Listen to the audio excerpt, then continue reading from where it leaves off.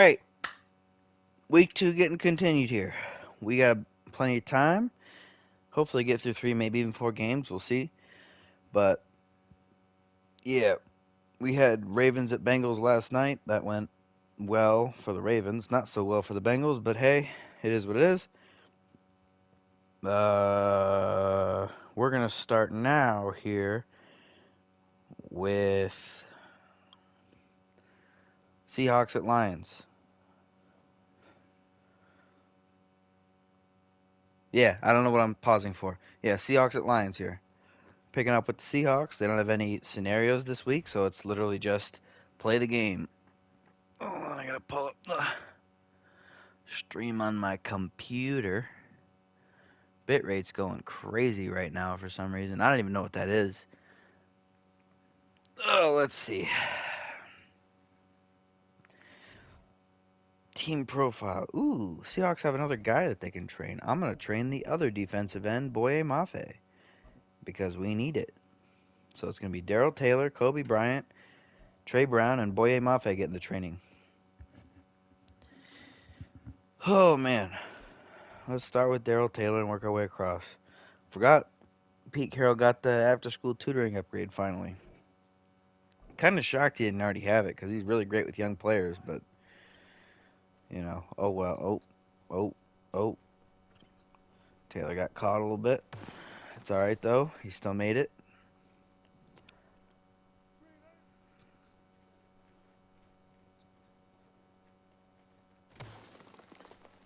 Man, I don't want to make any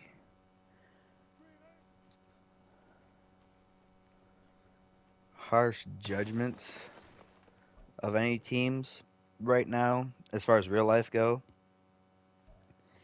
But man, Jerry Jones is really dumb when he said we're going all in. That was just like he just wasn't telling. That was just not right. Like either he doesn't know what all in means because he's so old and decrepit and can't remember what he did with his toothbrush that all that oil money's finally spoiled him. But like going all in means like going all in, putting all the chips on the table, trying to win the Super Bowl, not doubling down on what absolutely didn't work last year, which is what they're doing. And actually they're worse because they've lost all their running backs. I think they lost a couple other players. They got a bunch of players that they should re-sign but can't yet or haven't yet. Their running back right now is Deuce Vaughn, so I imagine they're going to likely draft one because, I mean, Rico Dowdle isn't even back on the team yet. I don't think. So, what in the world is that noise? Oh, I got to go turn off. The dogs must have been crying. I got to go turn off the old Amazon listening device. I will be right back.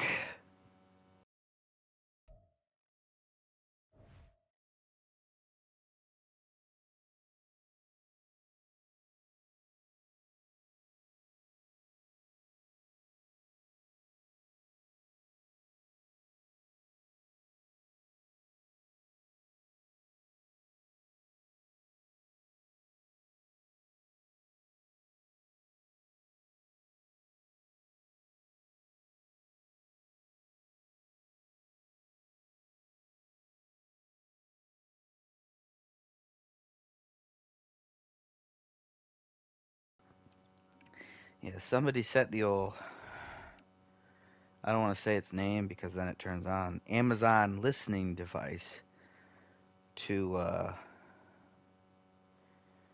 play either jazz music or classical music or whatever anytime the dogs cry. Like anytime. Zero hesitation for it to do it too. It does it immediately. So that's really annoying because it just stays on and it progressively gets louder as it goes. Like if I was a dog and I was crying and I heard music and as the music played for longer and longer it kept getting louder and louder, especially if it's in the same room as I'm in, I lose my mind. Like dogs don't comprehend music, not in the way that we do. Like we comprehend it as ooh music. They don't do that. They just hear noise. They don't know what it means. So like I don't know why that's a setting, but it's awful and it's annoying.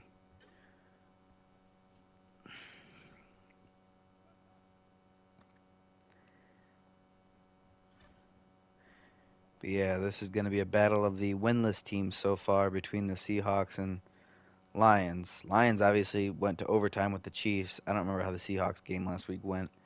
I can check after the training's done. I feel like they didn't do very well. I don't even remember who they played. What did they play? The Rams? Might have been the Rams.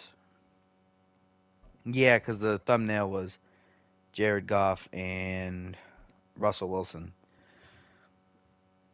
Week one thumbnails were easy. I think I have all of them up except for the recap thumbnail. I don't know what I'm gonna do for that.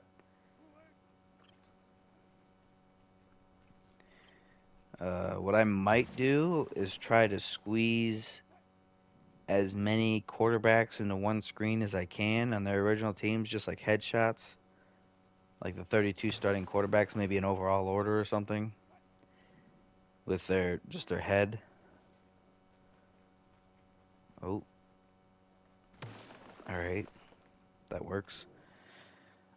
Maybe, and then work through positions as I go. Like start with the starting quarterbacks, then go with the first running backs, then go with the number one receivers, then go with the tight ends, then go with the best offensive linemen, then go best interior defensive lineman, then go best edge rusher, then go best linebacker, then go best corner, best safety, kicker, punter, stuff like that. That might be what I do, but then I'd need to download 32 images, and I kind of have a old crap box computer, so that may not work very well. Yeah, last week the Rams. It was a one-score game, but it probably didn't. I don't think. I don't remember it feeling very close at any point. But anyway, Seahawks pretty good. They're not actually that good, but you know. Oh wait, I didn't check the depth. It's probably fine. Nobody upgraded anyway. Anyway, now for the Lions, they have some different guys that are getting trained. Jeff Okuda's one of them. Who did I replace for Derek Barnes? I forget who. It was the other safety. It was the other. It was the backup safety who doesn't play, so there's no reason to focus train him. O.J. Simpson passed away. Well, it's really hard to be heartbroken over it because of what he did, but you know, still, you never like to see anyone die. Would have liked to see him get into more getting back at people on Twitter. Gosh, the fact that the first thing he did when he got a Twitter was make a video about how he's gonna get back at people. That was certainly a choice considering he had pretty recently gotten out of prison. So, you know, obviously a great judge of evaluator of situations. Really good football player though. Fantastic running back. I do like how the NFL put out a thing about him dying.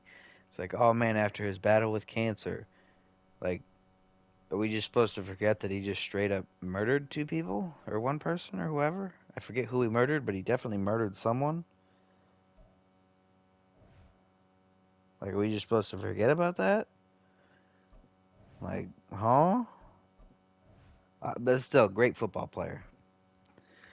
And obviously, you know, it's still a shame. You never want to see anyone go, regardless of situations. Derek Barnes, I think, is a power. Yeah, he's a power rusher. Gross. Gross. Oh, he forced a fumble there on the first play. Stafford, buddy, you got to keep that ball tucked. High and tight, buddy. High and tight. High and tight. High and tight. That was not high or tight. Can I bull rush this guy? Nope. Can't bull rush anybody. Just going to go around you. Don't need the points. Come on, Stafford, buddy. That's 2 fumbles. I probably should go look at the Seahawks real quick just to make sure that I'm not skimping them out somehow. But I don't want. I already clicked off of them. I'll go back. I'll do it after I'm done with the Lions, and I'll come back to the Lions to start the game. Because obviously the Lions are the home team, so they get the second half kickoff because that's the way that I determine home field advantage. Truth be told, I think home field advantage should literally mean you get to pick, kick, or receive to start the game, and ball or kickoff at the second half. And I don't get anyone that chooses to take the ball first. Like, I just don't get it. Like, we're going to keep it out of the hands of their quarterback. No, you're going to give their quarterback a chance to double dip depending on what happens at the end of the half and the start of the next half. Like, a double dip can be a 28-point swing in certain ways. Obviously, it's only 14 points for the team that makes the 2 touchdowns if they get it. But that's 14 points that you don't get on drives that you don't have because you didn't have the ball. So, I don't know. The ability to score 14 points without the opponent really ever getting a real possession, that's too appealing to me. Plus the fact that the way that it maths out with the possessions, usually the team that gets the ball second gets the ball the most. Like, usually the team that gets the ball at half has more possessions than the team that doesn't.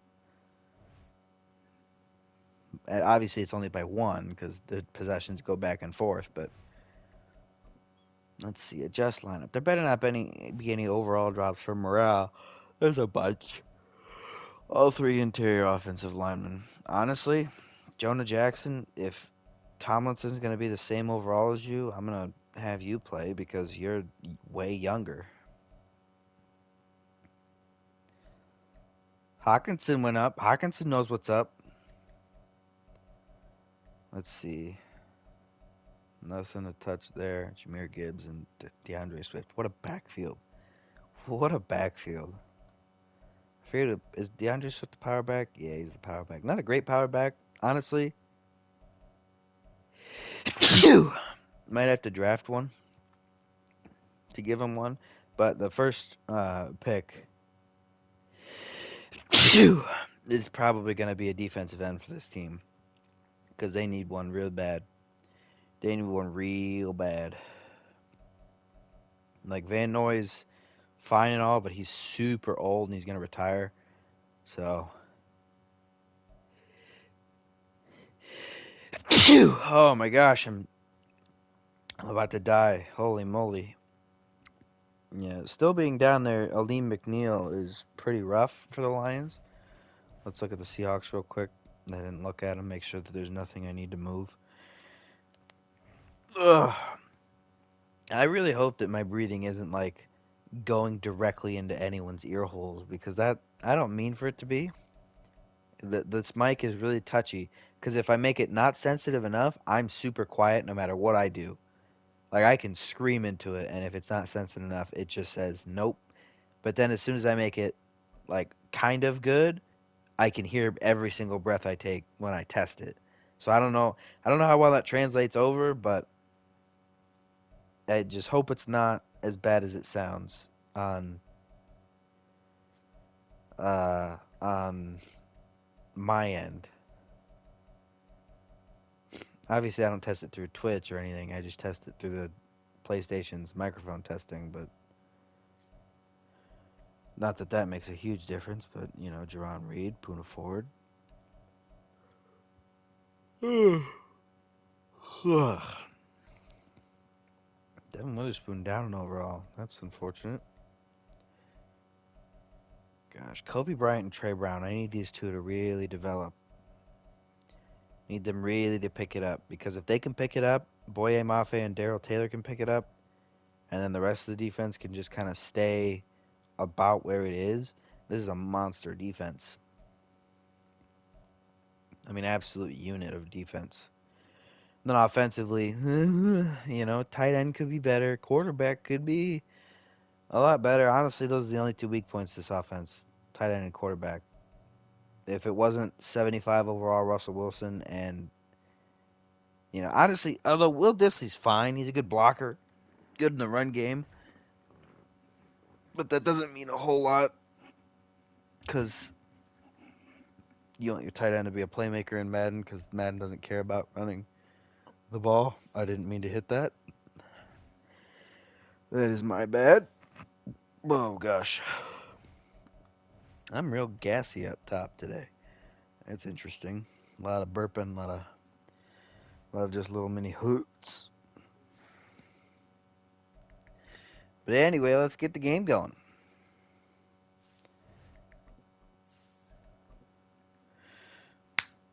Seahawks at Lions. Let's see who comes out on top. Oh, look at the little intro video. I want to see what players they feature. DeAndre Swift. Yep, he had a pretty good game. All right. Click the Super Sim button. Jump forward and end the game. Let's get this rolling. Prater's kickoff is away, and off we go. Fielded just inside the goal line by the only guy that got a kick return touchdown last week, I believe. Is that Eskridge? I think it's Eskridge that's that guy. Out comes Russell Wilson. Pretty rough game last week. Sub 50% completion percentage and 2 picks thrown. He's not doing great for himself. First play of the game from 1st and 10 from their own 23. Handoff to Kenneth Walker. He gets an 8-yard pickup. It's going to put it at the 32-yard line. It's going to bring up 2nd and 2. Oh, gosh. Why do I suddenly get mucusy as soon as I start doing this? I don't understand it. Anyway, 2nd and 2. Another run by Walker, and he gets it up to the 42. 1st and 10. Nice pickup there. This offense is humming on the ground. Wilson hands it off to Walker again. This time he's stopped. 2-yard pickup there on the gain. That's going to bring up 2nd and 8 at the 44. Seahawks close to midfield. Russell Wilson to throw here on 2nd down. Gets it down towards the sideline. Metcalf caught on the corner route. 1st down. Gets it all the way down to the Lions' 27-yard line. What a gain. What a throw. Gets it over the DB. Wilson to throw here. 1st down. Wilson starts to scramble. He takes off. Ton of space. He slides at the 9. It's going to be 1st and goal, Seahawks. They get the ball. They have the ball on the Lions' 9-yard line. Now in the red zone. Wilson hands it off. 1st and goal. Walker tries to get it in. Gets about 5 yards. Gets it down to the 4. It's going to be a pickup of 5. 2nd and goal here. I formation for the Seahawks, but not the power back end. Charbonnet is still on the sideline. Hand off to Walker. He's tackled for a loss. Loss of 3 on the play. Goes from the 4 to the 7. That's going to bring up 3rd goal. Wilson to throw. Goes it out towards the end zone. Caught. Smith and Jigba. Nice catch there. Beat the corner on the slant. Stepped directly in front of the safety and made the catch. PAT is up, and it's no good. The kicker missed it. He is a converted wide receiver, so he's not really a kicker, and he missed the PAT. So Seahawks are only going to be up by 6. 6-0 here. Lions on the return. Agnew gets it to about the 17-yard line, and that's where they're going to have it 1st and 10. This is an offense that utilizes tight ends a lot.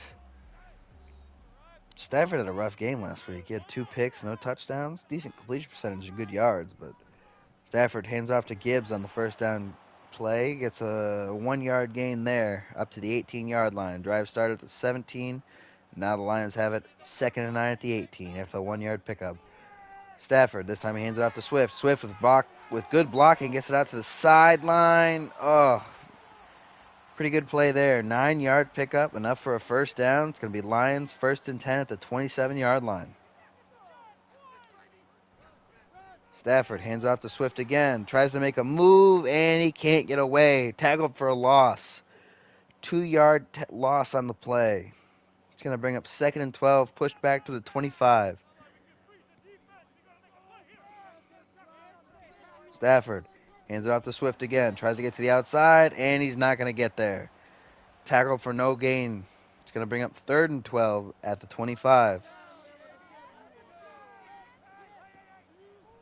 Stafford to throw.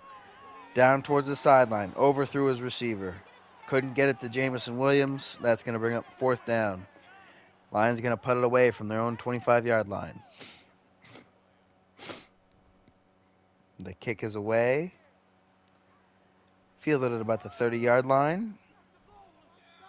And returned back to the 37.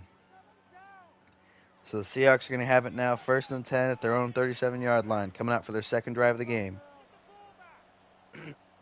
Russell Wilson hands it off. Walker up the middle. That's a 2-yard pickup. It's going to bring up 2nd and 8 at the 39-yard line.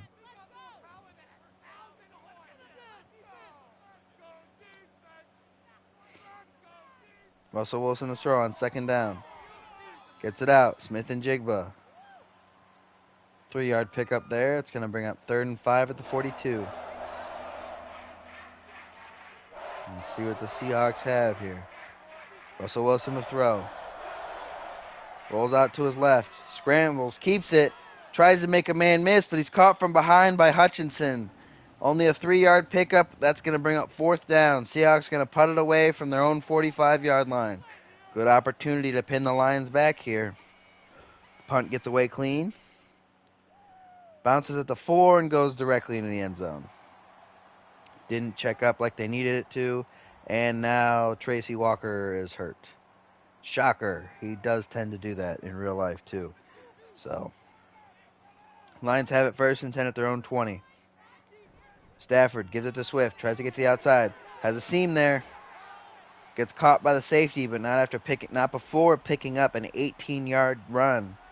That's going to bring up 1st and 10 for the Lions at the 38-yard line.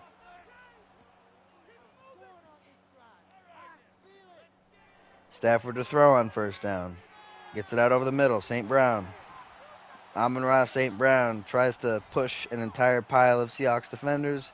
As it stands, good pickup. 6-yard gain. It's going to bring up 2nd and 4 at the 45.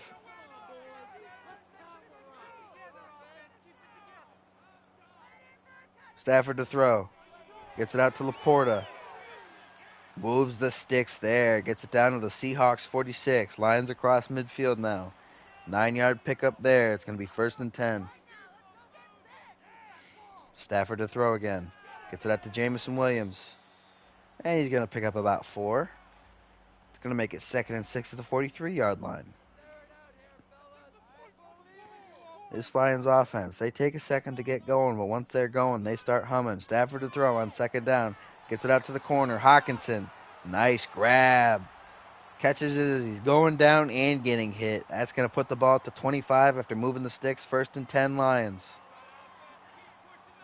Just outside of the red zone. Stafford hands it off. Gibbs up the middle. My goodness, he drags a couple guys down. All to get a 9-yard pickup. Going to make it 2nd and 1. Lions in the red zone now here at the Seahawks 16. Stafford to throw. Gets it out to Hawkinson. 1st down. Pushes it down to the 11. 5-yard pickup there. Lions have a new set of downs. Stafford hands it off to Gibbs. Gibbs off the left side. Decent pickup after the cut. It's going to bring up 2nd and 7 at the 8. 3-yard gain.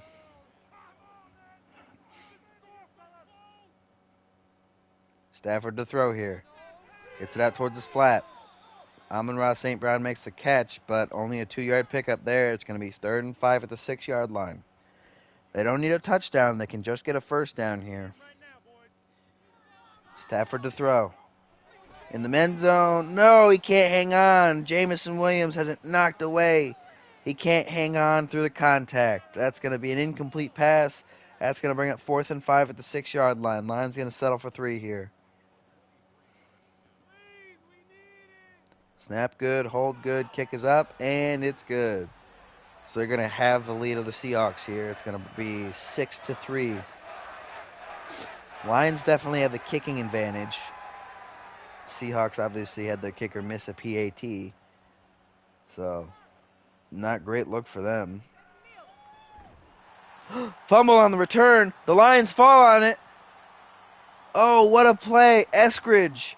He had that monster play for the Seahawks last week with the return touchdown that put them in the game. But this time, he fumbles the kick return. The Lions have it at the Seahawks 23. Stafford to throw on 1st and 10. Hit as he throws, gets it out of bounds. Still, though, Lions with an immediate reward could potentially tie it up or take the lead on this drive here. Already in field goal range, almost in the red zone. Stafford to throw on 2nd and 10. He gets sacked. Jordan Brooks trying to make up for what happened. Pushes them back to the 29. It's going to be a loss of 7 on the play. It's going to bring up 3rd and 17 for the Lions. Still on the Seahawks side of the field. Stafford, screen pass, Gibbs. Gibbs has a little bit of room. Can't beat Singleton to the outside, though. He's going to be tackled. 8-yard pickup, but it's still going to bring up a 4th down. That's going to end the first quarter. So after 1, Seahawks are on top, 6-3. Lions have the ball right now, 4th and 9 at the Seahawks 22. They're lined up to kick to tie the game up. Kick is up, and it's good. We're tied at 6-all. What a turn of events. Seahawks looked like they were getting primed to take a little bit of charge in this game, and then all of a sudden, Eskridge fumbles the kickoff return. This time he takes a knee in the end zone for a touchback.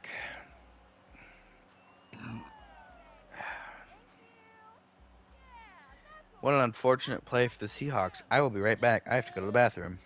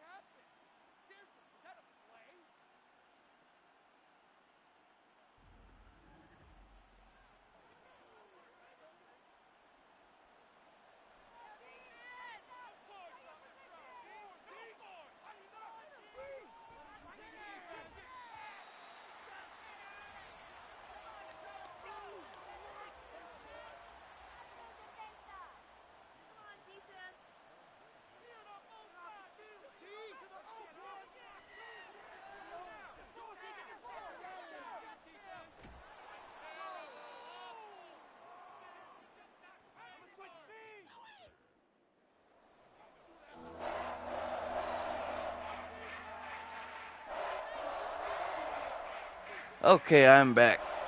Seahawks have it 3rd and 3. Can they get the first?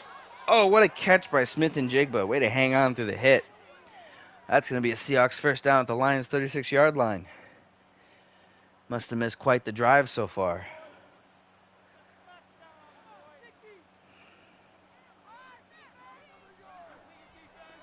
Russell Wilson to throw on 1st down. Throws it to the flat, and then the receiver, Disley, gets pushed out of bounds for a loss of 1. And he was going backwards, so the clock keeps running. Wilson to throw on 2nd and long. Ooh, knocked away. Almost picked off by Darius Slay. Nice play there. It's going to bring up 3rd and 11. Remember, this is way outside of the Seahawks field goal range. They cannot make this kick. Wilson to throw. Deep downfield. Wide open. Smith and Jigba for a touchdown. How did he get that open? I don't know, but he was. That's a touchdown for the Seahawks. I've missed my mouth with my drink. It must have been press man. Slay got beat, and no safety was over top to help.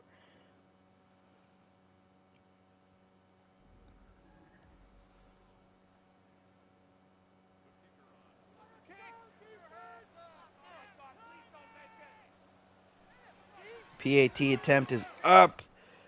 This time it's good. Just barely gets in.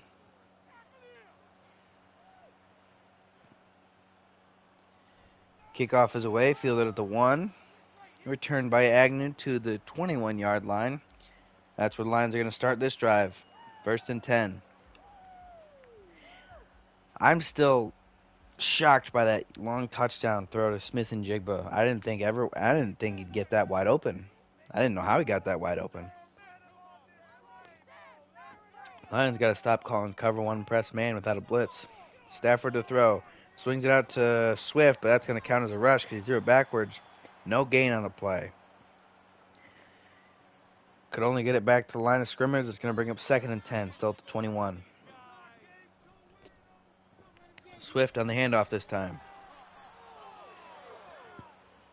Gets it off to the right middle. Nice pickup there, 5 yards. It's going to bring up 3rd and 5. Pushes it to the 26-yard line.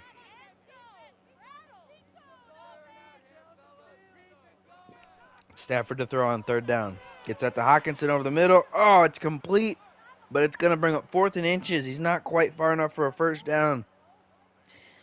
And the Lions are going to punt it from their own 31-yard line. Kick is away cleanly.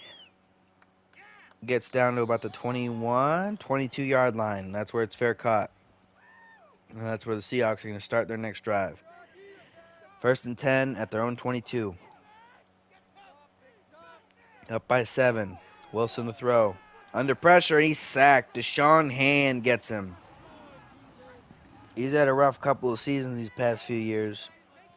His overall just keeps going lower, but he makes a nice play there. That's going to be a loss of 7. It's going to bring up 2nd and 17. Russell Wilson throw from the 15-yard line. Gets it out towards the sideline. Lockett. Nice pickup there.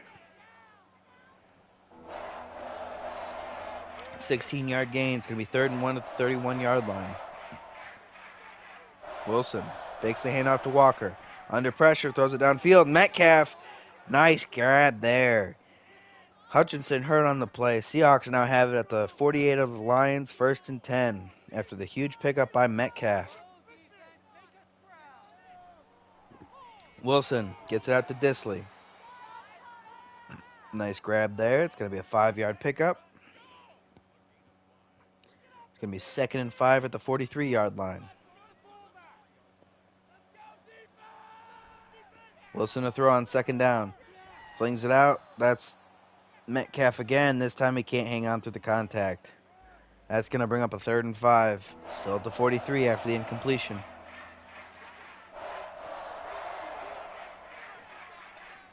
Wilson throws it out quick over the middle to Metcalf. He gets the 1st.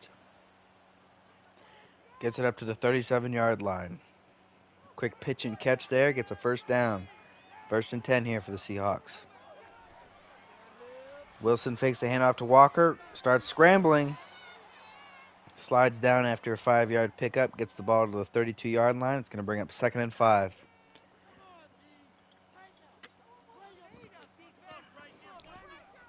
Wilson fakes the handoff again to Walker. Gets it out over the middle. Barely squeezes it between 2 defenders to Metcalf, who's tackled immediately, but not before getting it to the 20-yard line. It's going to be 1st and 10 in the red zone for the Seahawks. Wilson hands it off to Walker off to the left side. Almost has a crease there, but he gets tackled from behind. As it stands, it's still a pretty good gain of 8. That's going to bring up 2nd and 2 at the 11-yard line.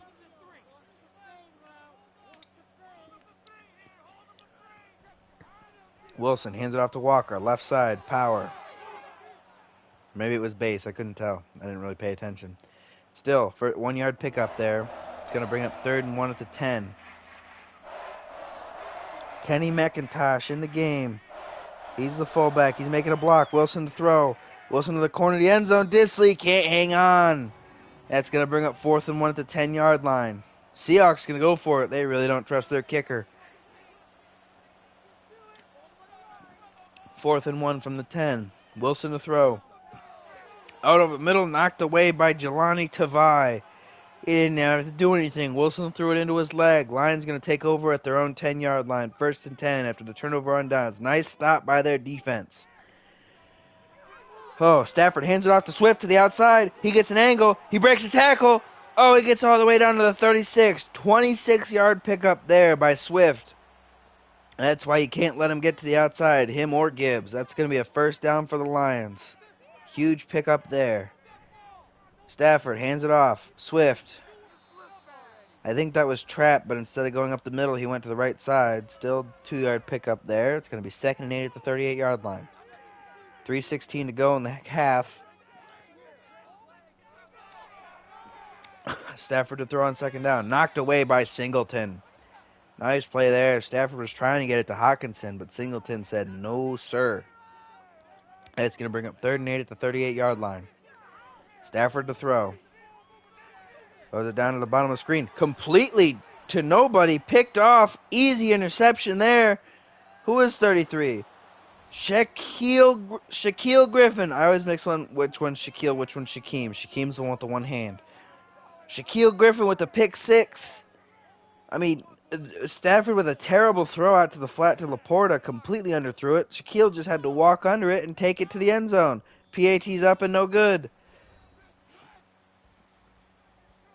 Oh my gosh. So Shaquille Griffin, first play he's actually involved in, he takes a pick 6. It's going to push the score 19-6. Lions starting to really fall behind here.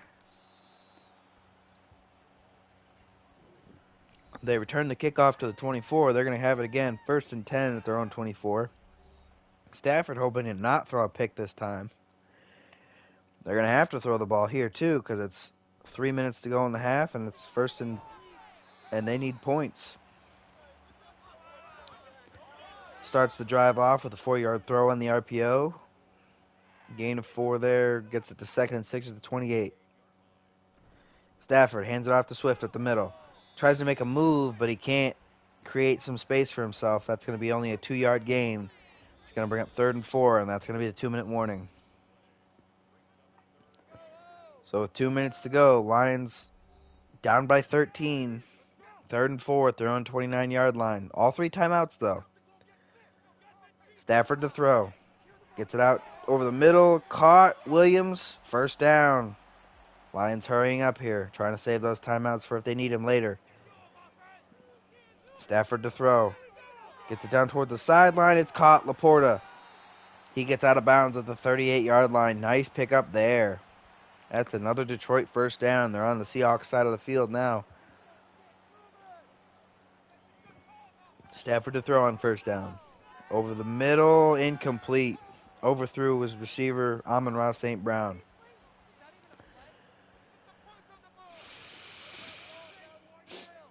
Ugh, I'm so mucusy.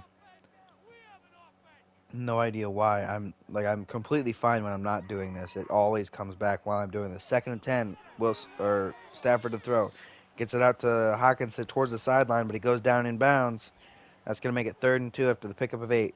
Lions on the Seahawks 30. Stafford to throw. Gets it out over the middle. Quick. Amon-Ra St. Brown makes the grab. Gets it down to the 25. 5-yard pickup. It's going to be a 1st down. Lions still not using their timeouts. They still have all 3. 45 seconds left to go in the half. Stafford to throw.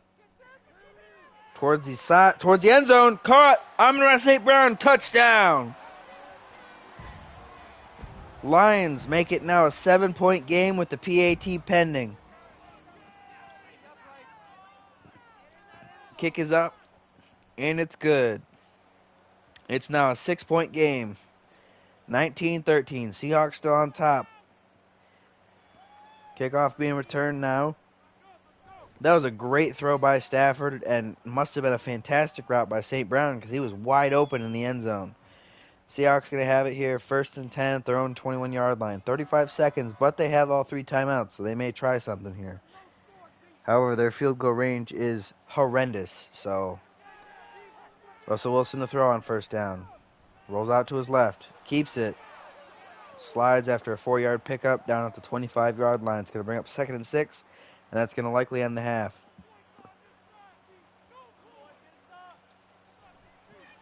No, they get one more snap-off. Wilson throws it way downfield, and it's incomplete. Knocked away by Slade. Tried to get it to Metcalf on a deep route. See if he could get behind everybody on a miracle play. But as it stands, we're going to go into half. Seahawks up 19-13 against the Lions, but Lions get the second half kickoff. So here we go. Agnew takes a knee. Lions are going to come out 1st and 10 at their own 25 after the touchback. Can they take the lead on this drive? They can. Will they? Stafford to throw. Gets it out to the hitch. That's St. Brown on the grab. Nice pickup there. 12 yards. 1st and 10 at the 37-yard line. Stafford hands it off to Swift this time, up the middle. Tries to make a couple moves, get to the outside. He can't quite get a crease. Only a 3-yard pickup there. It's going to bring up 2nd and 7 at the 40. Stafford hands it off to Gibbs this time. Gibbs trying to get to the outside, and he can't quite get there. 3-yard pickup there. Sam Laporta gets hurt on the play.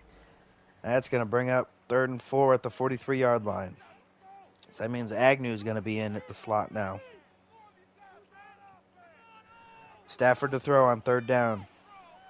Rolls out to his right and ends up throwing it away under pressure. That's going to bring up 4th and 4 from their own 43. Lions going to have to punt it here. They don't have to, but they're going to choose to, I would assume.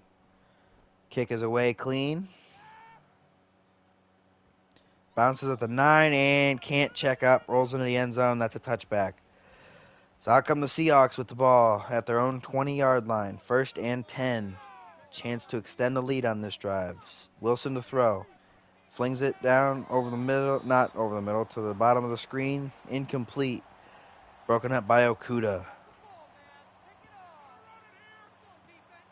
It's going to bring up 2nd and 10 at the 20. Wilson to throw. Gets it out over the middle. Disley. Caught. 4-yard pickup. It's going to bring up 3rd and 6 at the 24.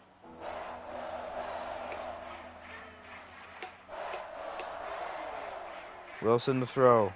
3rd down. Scrambles out to his right. Throws it back across to his left. Incomplete. Lockett can't hang on. Brian Branch breaks it up. That's going to bring up 4th down.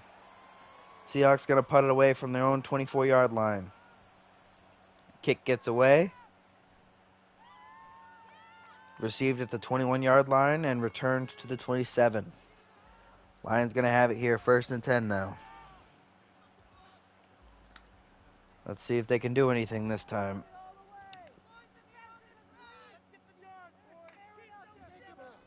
Stafford to throw on 1st down.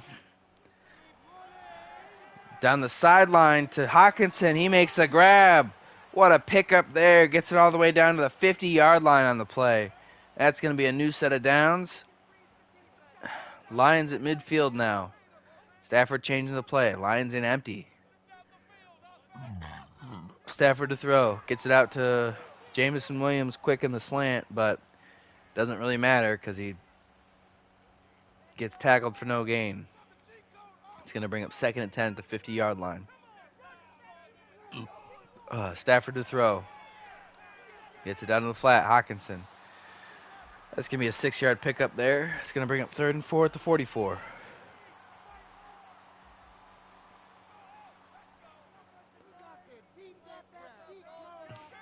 Lions in Seahawks territory. Stafford on 3rd down. Gets it out. Williams makes the grab, I think. Or is that Agnew? That might be Agnew. That's Agnew makes his first catch of the game. 15-yard pickup. That's going to be a Lions 1st down. Gets the ball down to the 30-yard line of the Seahawks. They might be going back 5 yards, though. Yep, they're going to be pushed back to the 35 of the Seahawks. And it's going to be 1st and 15 here after the penalty. Unfortunate timing there. Stafford changing the play. No longer in empty. Stafford to throw on first down. Gets it out. Hawkinson over the middle. That's a pickup of 5. That's going to bring it back to where the line originally would have been had there not been a penalty. It's going to be 2nd and 10 at the 30.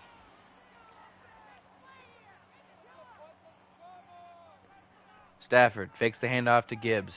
Gets it down to Agnew on the sideline. That's going to be a 5-yard pickup. That's going to bring up 3rd and 5 at the 24.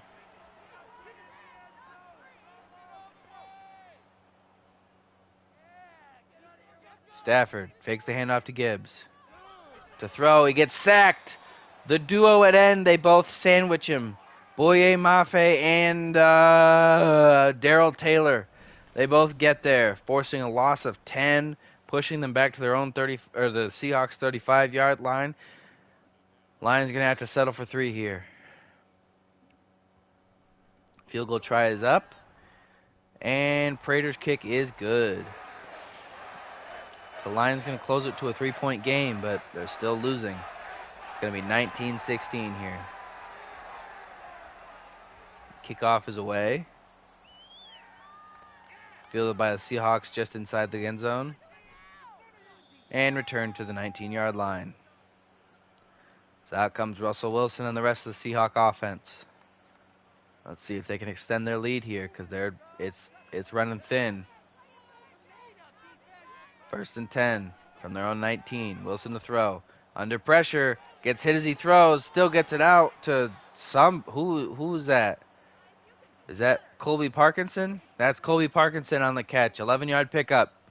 It's going to make it 1st and 10 at their own 30-yard line. Wilson to throw here. Starts scrambling out to his right. Just throws it away before he gets hit. That's going to be an incomplete pass. That's going to bring up 2nd and 10 at the 30. Tell you what, Wilson's not looked half bad in this game. He looked pretty bad in the Rams game. Wilson hands it off to Walker. And he gets stuffed. Only a 1-yard pickup there. Gets it down to the 31. It's going to bring up 3rd and 9. Lions with a good opportunity here to get a stop. 3rd and 9. Wilson to throw. Flings it downfield. Incomplete. Overthrew DK Metcalf. I don't know how you overthrow DK Metcalf, but he did. That's going to bring up 4th and 9. Seahawks going to have to punt it away from their own 31-yard line. Kick gets away. Fair caught at the 19 for the Lions. So here comes Stafford and the rest of that offense. Looking to put more points on the board here. It's going to be 1st and 10 at their own 19-yard line. Stafford fakes the give to Swift. Throws it over the middle. Tries to get it to Williams, but he can't hang on. That's going to be incomplete pass. It's going to bring up 2nd and 10 at the 19. Stafford. This time he gives it to Swift. Swift tackled. Can't get away from Woolen. It's going to be only a 1-yard pickup. It's going to bring up 3rd and 9 at the 20. Hey, this Seahawks team has corners that are not afraid to stick their noses in there in the run game. Stafford to throw. Gets it out over the middle. Incomplete. Up the seam. Can't get his receiver. I don't know which one it was going to, but he missed either way. So it's going to bring up 4th and 9. Lions going to have to punt it away from their own 20. Kick gets away. Fielded at about the 34. And returned to the 39. So good coverage on the punt. That's going to bring up a 1st and 10 for the Seahawks at their own 39-yard line. Let's see if that Russell Wilson magic still works. Wilson to throw on 1st down. Gets it out to Smith and Jigba. That's going to be an 8-yard pickup. It's going to bring it 2nd and 2 at the 48-yard line.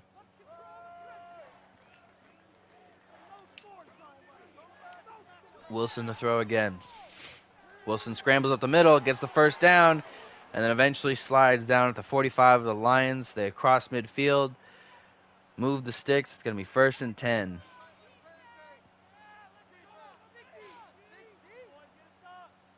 Wilson to throw here.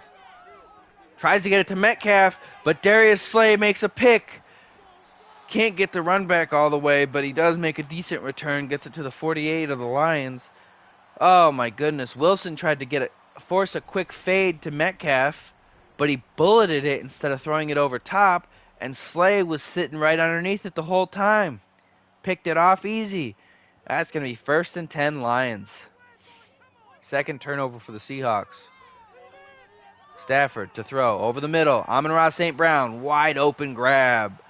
Gets it all the way down to the Seahawks 32-yard line. That's going to bring up a 1st and 10. New set of downs here for the Lions. Stafford hands it off to Swift. Can't get around the blockers. Gets tackled in the backfield for a loss of 4.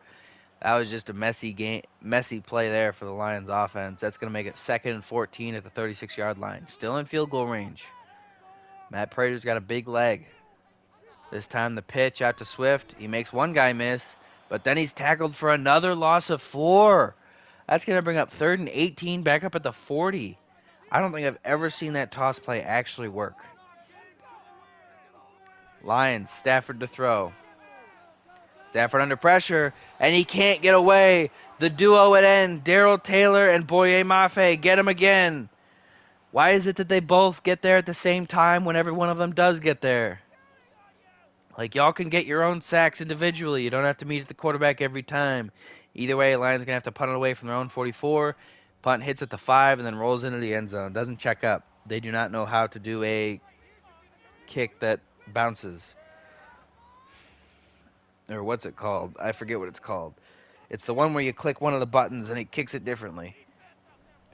Russell Wilson hands it out to Walker on 1st and 10 from their own 20. That's a 4-yard pickup. It's going to bring up 2nd and 6 at the 24. Darius Slay has his X Factor active, but it doesn't matter if Walker keeps running the football. He's going to make a 6-yard pickup there, but it's still going to be 3rd and inches. Not quite enough for the first. Here we go. 3rd down at the 30-yard line. Like a 1/10 of a yard to go. Wilson throws it over the middle. He gets it to Lockett, who makes the grab. And it's going to be a 7-yard pickup and a new set of downs. 1st and 10 at the 37. Wilson to throw. Gets it out. Disley, 5-yard grab. Seahawks just want to methodically move the ball and start using up that clock right now. Wilson to throw again. This time he gets it to... Who was that? Jackson Smith and Jigba on the grab. That's a nice little pickup there. It's going to bring up 3rd and 1, and that's going to end the 3rd quarter. So going into the 4th, Seahawks on top, 19-16. They have the ball, 3rd and 1 at their own 47-yard line. Russell Wilson hands off to Walker, and he's tackled for a loss. Loss of 3 on the play. That's going to bring up 4th and 3. Seahawks going to have to punt it away from their own 43-yard line. No, it's going to be 4th and 4. Kick is away. Agnew makes the catch at the 12-yard line. Fair caught. So the Lions are going to have a long way to go before they can score, but they need to score because they're still losing. Only by 3, and they do have a distinct kicking advantage, but that doesn't mean anything if you keep yourself in the back seat. Stafford to throw on 1st down. Gets it out to the flat. Caught. Jamal Agnew. That's going to be a 5-yard pickup. It's going to make it 2nd and 5 at the 17. Neither team at the 100 rushing yards yet. Stafford hands it off to Gibbs. Gibbs tries to get to the outside, and he can't. Tackle for no gain on the play. It's going to bring up 3rd and 5 at the 17-yard line. Stafford changing the play here. Stafford to throw.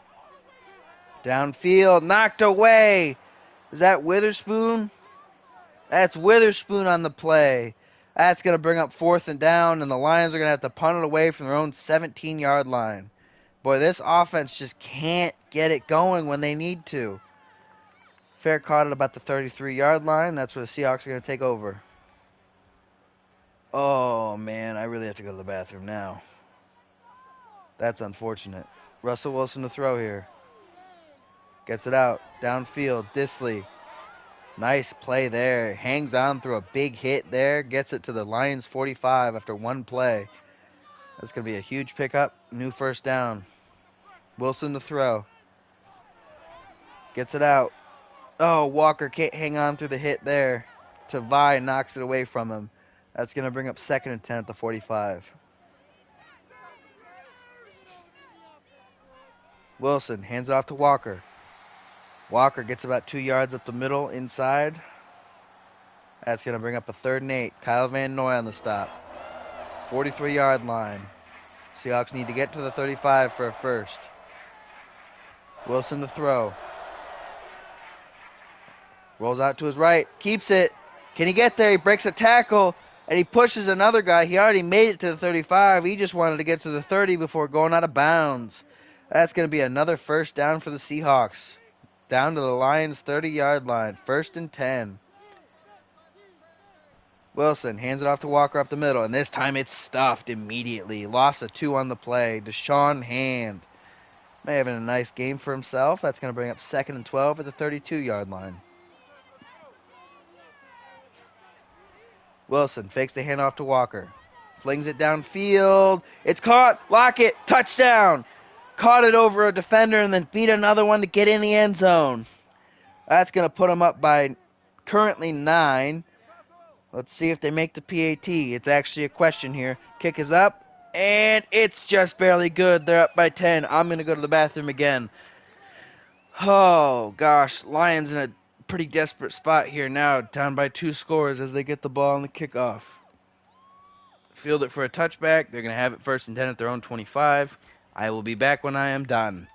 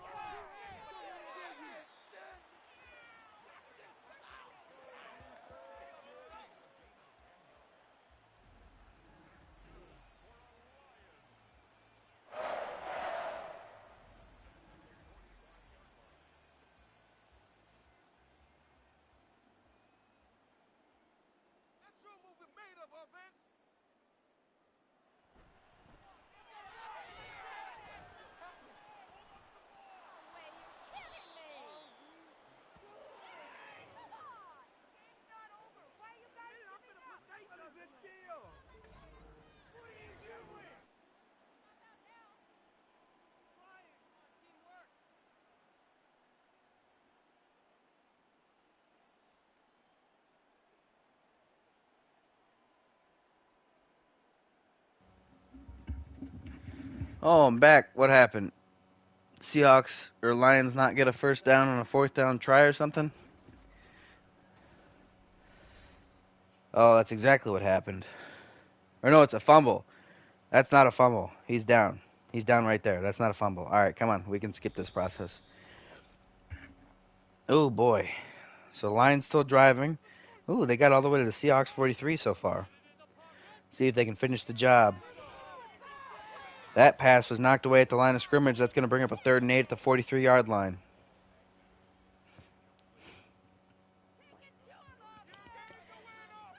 Stafford to throw on 3rd down. Screen pass. Swift can't get out of the backfield. He runs into Boye Mafe being blocked by the left tackle Decker. And that's going to bring up 4th down. They're going to try for a 60-yard field goal here. Oh boy, can Prater make it? The kick is up. And it's good. It's good. What a kick there by Matt Prater. That's going to make this a 7-point game. Lions still alive. They do, however, need to get a stop on this drive here. Otherwise, they are not alive anymore. 6:10 left to go in the game. Seahawks field the kickoff for a touchback. That's going to bring them out 1st and 10 at their own 25-yard line. Can the Lions get the stop, or will the Seahawks plunge the dagger? Wilson to throw on 1st down. Gets it out to Lockett. 3-yard pickup. It's going to make it 2nd and 7 at the 28-yard line. Clock running. Under 6 minutes to go now. Wilson to throw. Gets it out towards the numbers. Almost picked off. Darius Slay almost picks it off. Oh, as it stands, though, it's going to be an incomplete pass. That's going to make it 3rd and 7 at the 28-yard line. Oh, Darius Slay almost put the Lions back in the driver's seat. Wilson throws it over the middle. Incomplete. Tavai didn't even have to do anything. Wilson threw it into his butt. Wilson just tried to drill him in the butt. No pause. That's going to make it 4th and 7. Seahawks punting it away from their own 28-yard line. Fielded at the 20-yard line. Agnew makes a cut. Oh, can't break the tackle. If he could have gotten away from that tackle, he could have had all the space. As it stands, the Lions are going to have it 1st and 10 at their own 27-yard line. Down 7. 5:21 to go. Stafford to throw. Gets it out over the numbers. That's caught. Williams. J-Mo. That's going to be a nice pickup there. It's going to make it 1st and 10 at the 39-yard line. Stafford hands it off to Swift to the outside. Can't get away from that DB. That's going to make it 2nd and 7 at the 43-yard line. That was the safety, Kobe Bryant.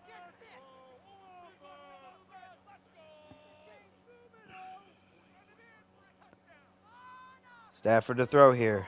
Gets it out over the middle. Incomplete. Who is that? That's Agnew. Can't hang on the pass. That's going to make it 3rd and 7 at the 43-yard line. Stafford to throw. Gets it downfield. It's picked. It's picked off. Is that Woolen? I think that's Tariq Woolen on the pick. Yes, it is. What a play. Seahawks are going to take the ball away. They're going to have it 1st and 10 at their own 38-yard line. What a pick by Tariq Woolen. Wilson throws out to Metcalf. Incomplete. This Lions defense, they have to be pissed. But if they want to win, they got to make a stop here. They already make a good stop on 1st down. It's going to be 2nd and 10 at the 38. Wilson fakes the handoff to Walker. Throws it way downfield. It's incomplete. Darius Slay makes a nice play on the ball. That's going to bring up 3rd and 10, still at the 38.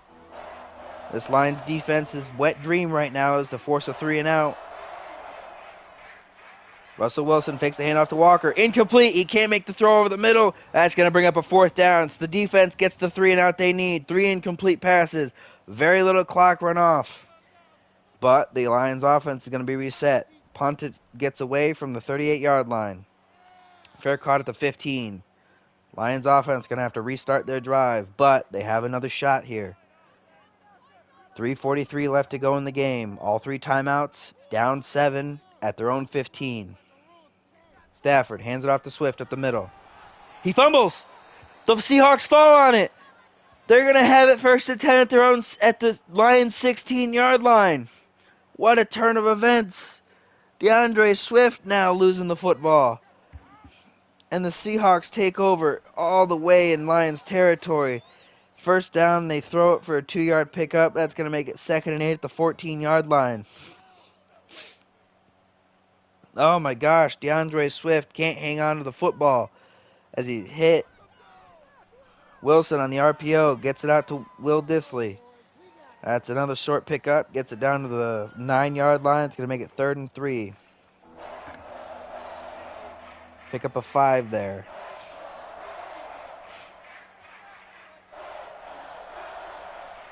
Wilson on 3rd down. Tries to scramble. Gets hit by Van Noy. That's a sack.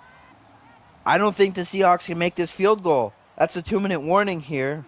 Seahawks have the football. 4th and 15 back at the 20-yard line. They're up 26-19. But they have to punt because they can't make this field goal. They're going to punt the ball from the 20-yard line. Kick is up, and it goes out of bounds at the 3. So great pinning. But at the same time, that's brutal that they can't take the lead by more because their kicker's so bad. Stafford, 1st and 10 at their own 3-yard line. Hands it off to Swift.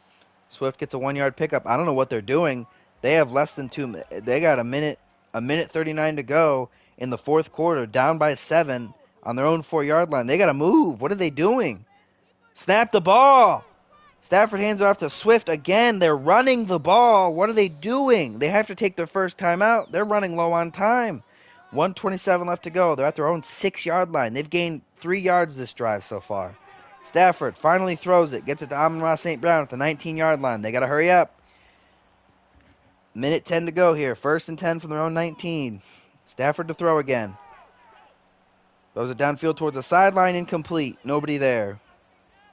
Minute 4 left to go. 2nd and 10 from their own 19. They still have 2 timeouts, but they need a touchdown on this drive. Stafford to throw. Gets it out downfield. Amon-Ra St. Brown on the grab. They got to move. They got to move. They got to move. Up to the 31-yard line. Under 50 to go in the game. Stafford to throw again. Gets it down over the middle. Hawkinson makes the grab. They take their second timeout. 42 seconds on the clock. They're on their own 47-yard line now. 1st and 10. They are not working the sidelines at all. Stafford to throw. Gets it out. Oh, he gets it to the sideline to St. Brown, but St. Brown can't get out of bounds. He's tackled inbounds. Clock's still running. 22 to go. Up to the 34-yard line. 1st and 10. Stafford throws it. St. Brown, they're going to have to take their last timeout. They have the ball at the 22-yard line. 1st and 10. 17 seconds to go. They need all shots to the end zone. They can't afford to be tackled in bounds. Stafford to throw. Just throws it away there. Under pressure. Gets it out. 12 seconds left. 22-yard line. This is just to tie it up, too. This isn't even to win the game. For the Seahawks, this defensive stand is to win the game. Stafford to throw. Flings it downfield towards the end zone. It's picked! Kobe Bryant with the pick, and that's going to do it. That's going to seal the game for the Seahawks. Another interception of Stafford. That's going to make it 1st and 10 Seahawks at the 20 after the turnover. Then touchback. Seahawks take a knee, and that's going to do it. Oh, what a play by Kobe Bryant to pick Stafford off in the end zone. That's going to seal the game. Oh, valiant effort by the Lions there at the end, but just wasn't enough. Seahawks come away with the victory, 26-19. I got to click off that screen because it plays copyrighted music, and YouTube loves that. Oh, they love to kick my ass with those copyright claims that restrict my videos for 2 days while I try to get it edited and fixed.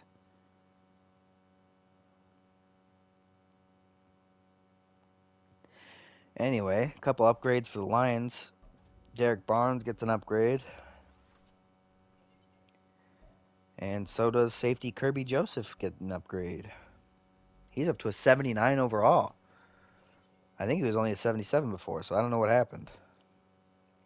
But 79 overall, he's only one away from 80, so he's almost out of the school for focus training. One new injury here. Who is it? Aiden Hutchinson, broken ribs. He's out for 4 weeks. Yikes. That's not good. Oh, boy. That means it's Josh Pascal time. Let's look at the Seahawks. They fared a little bit better. They actually won the game. So Lions still a contender to go 0-17. Seahawks no longer are. I really hope someone goes 0-17 and someone goes 17-0 because that would be funny. But at the same time, I don't think it's likely. No upgrades or anything for the Seahawks. Not enough points for the last focus training thing. Nothing. Just a run of the mill game for them. So who's next? Oh wait, I gotta check the box score because I don't check the stats in game anymore because it plays copyrighted music. So Russell Wilson, 25 of 42, 59% completion percentage. Still not great, but 285 yards, 3 touchdowns, only 1 pick. Stafford, 33 of 50, not 50 something. 66% completion percentage is not terrible, but 339 yards, 1 touchdown, but 3 interceptions. That's bad. That was brutal. Had that one that sealed the game. DeAndre Swift, 20 carries for 68 yards. Russell Wilson, 7 scrambles for 50 yards. Kenneth Walker, 14 for 40. And Jahmyr Gibbs, 5 carries for 17 yards. Receiving wise, Amon-Ra St. Brown, 11 catches for 132 yards and a touchdown. TJ Hawkinson had 10 catches for 97 yards. Jackson Smith and Jigba with a big day, 7 catches for 83 yards and 2 touchdowns. DK Metcalf, 4 for 69. Nice. Tyler Lockett, 4 for 59 and a touchdown. Will Dissly, 7 for 51. Jamison Williams, 5 for 33. Sam Laporta, 2 for 29. Jamal Agnew, 3 for 26. Jahmyr Gibbs, 2 for 22. Colby Parkinson, 1 for 11. Kenneth Walker, 1 for 7. And Jake Bobo had 1 catch for 5 yards. Must have missed that one. Defensive leaders on the game. Solo tackle leader was Devin Witherspoon with 8. Assisted tackle leader was a tie between Alex Singleton and Kirby Joseph, both with 8. Total tackle leader was Alex Singleton with 14. Tackle for loss leader was a tie at 2 tackles for loss between Darrell Taylor, Kyle Van Noy, Boye Mafe, and Deshaun Hand. Sacks, Kyle Van Noy had 2. Darrell Taylor had 1. Boye Mafe had 1. Both of them had a pair of half sacks with each other. Deshaun Hand had 1, and Jordan Brooks had 1 on a blitz. Interceptions, Tariq Woolen had 1, Shaquille Griffin had 1, he had that pick 6. Kobe Bryant had the pick that sealed the game at the end, and Darius Slay had that pick against Metcalf when Wilson tried to get it to the quick fade. And that's about, oh wait, there was also the forced fumble. Jordan Brooks forced a fumble on, what's his name? Jordan Brooks forced a fumble on DeAndre Swift, which the Seahawks recovered. And Ifatu Melifonwu forced a fumble against the kick returner. What's his name? Dwayne Eskridge, which led to a Lions possession. So, all in all, just a rough game for the Lions. Heartbreaker there. For the Seahawks, way to get a first win of the season. Almost the exact score flipped from last week. So, not necessarily sweet revenge, but definitely feels better actually winning. So now what's the next game? Colts at Houston. So let's go to the Colts.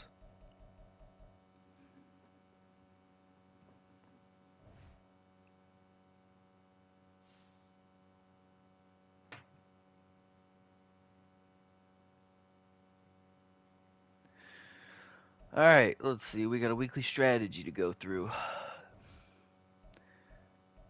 Deo Odeyingbo. Trench battle. Let's get it going. I think it's Julian Blackman. I think that's their safety. That's what his name is. I remember talking about that before with Blackman on a different team. I forget which team that was. But I think it's Julian Blackman for the Colts. And then the other guy had a name that doesn't even start with a J, so I don't know why I was confusing him with him. It was just because of the Blackman part.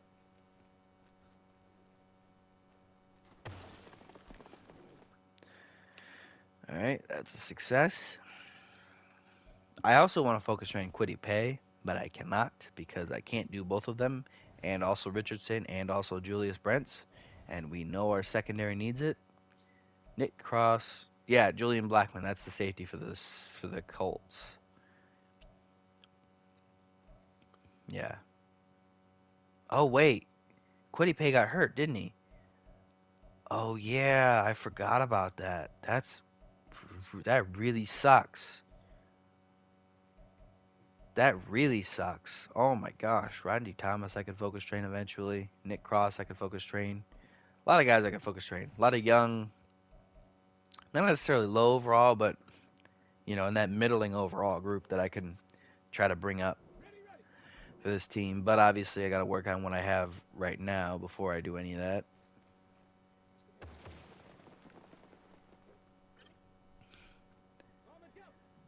All right, let's see. Can we make this throw? No, he did not make the throw how I wanted him to. The guy never cut.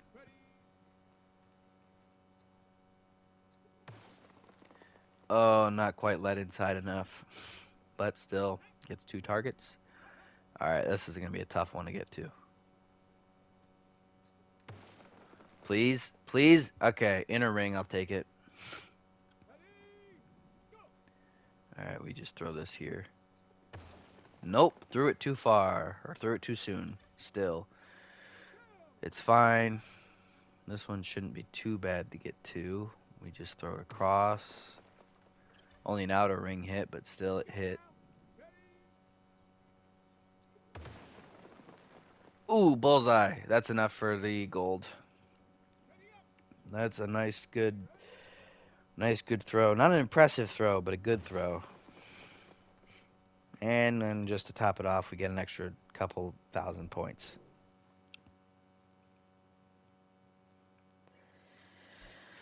Whew, that one's done. Honestly, as long as teams can avoid having to do rushing attack, the training doesn't take that long.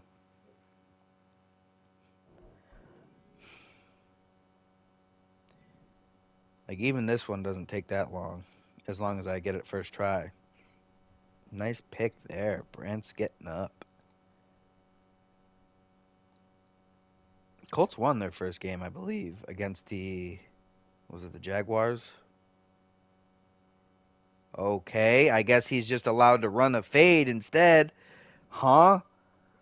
Why is he allowed to just run a fade instead of the go route he's supposed to run? Or the out route he's supposed to run. The corner, that's what it's called, the corner route. What was I supposed to do there? He keeps throwing it all funky like. And then he just didn't run the route. Okay, we're restarting because we have to. I'm upset. Richardson throwing these funky passes, and Downs just not running the right route is really messing with me right now. They're playing mind games. The game is just lying. Like, oh, what route's he gonna run? Is he gonna run the route you think he's gonna run? Is he gonna run the right route, or is he gonna just run his own thing? And Richardson's just gonna throw a dot to him, no matter what he does, because they can read each other's minds. Give me that.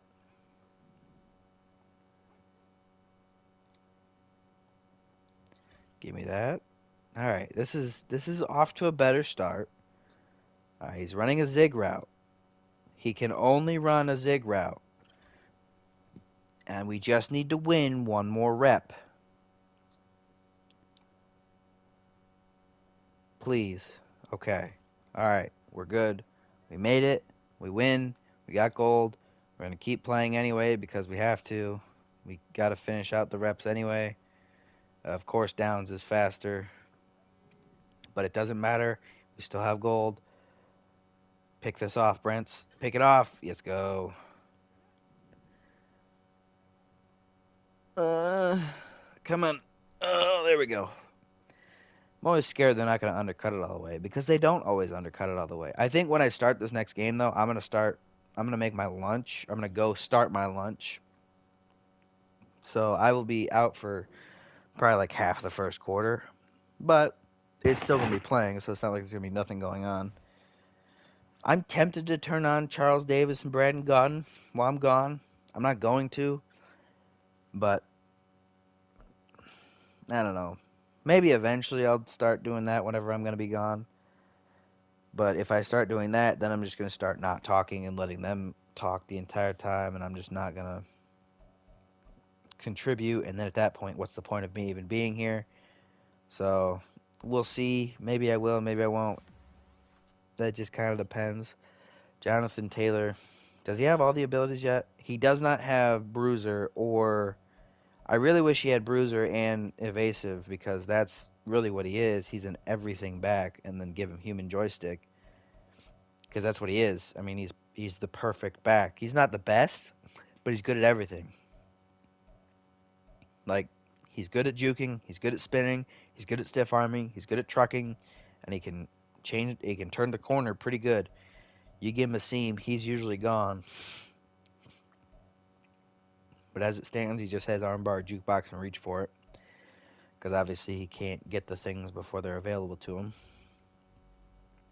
Anthony Richardson getting up there.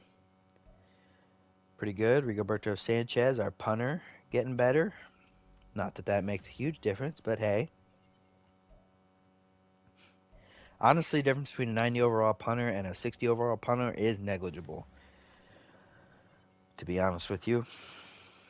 So, Kimoko Toure trying to be the guy that steps in with the injured Kwity Paye, but it's still going to be Jerry Hughes. He's still better. Matthew Adams with an upgrade. Gets up to a 70. Danny Pinter, backup tackle.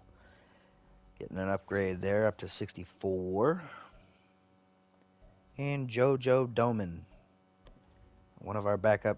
He gets a +2 overall upgrade because of Field General moving his coverage abilities up. He's up to a 63. Well, he's in his second season, but he's already 26 years old. Holy moly, that's an old fella.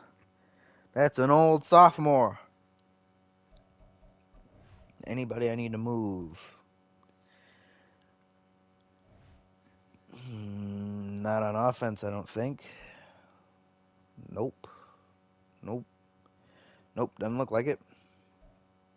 Defensively, I got to move Hughes down because he obviously can't back up both end spots. How long is Kwity Paye out? No, for 4 more weeks? Yikes. How long is Okereke out still? He's out for 3 more weeks? Yikes. This defense is going to start falling apart pretty quick if they don't start getting healthy or stop getting hurt, really. Yeah, this is looking a little rough around the edges because of injuries, but we're going to hold strong. Hold firm, fellas. Hold firm. Reinforcements are on the way. You just got to survive till they get there. I don't know why Oda Ingbo has lowered morale because they won the game last week. Same with Blackman. They won the game. Y'all remember you guys won, right? Like what are we upset about? I don't know. Who cares? Neem Hines, the return guy. Wish Paris Campbell was a better return guy because honestly, he's really athletic. I'd like to let him do it, but Neem Hines is just way better than everyone else at it. So, yeah. Gotta move Hughes down there. Toure is gonna be the rush guy. Is Taekwondo Lewis the 2 tackle? No, he's only the 2 rush tackle. As far as the base goes, he's the 3rd tackle.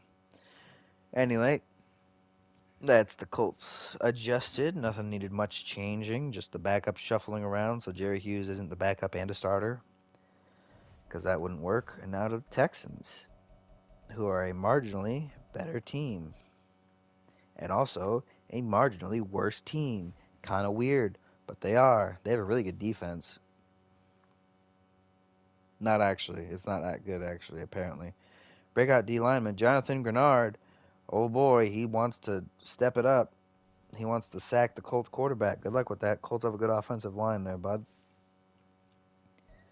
Is he even I'll check after. Is he even the rush guy at any of the spots? I think he might not be even a rush guy. Ooh, we got another spot to focus train somebody. Let's see. I don't want to focus train Kotchery. He's old. Brandon Hill's not going to make it good enough. I could give Petrie the 1 overall boost. That's an option. Not really a nose I want to give it to. O'Menahue, maybe. Grenard, maybe.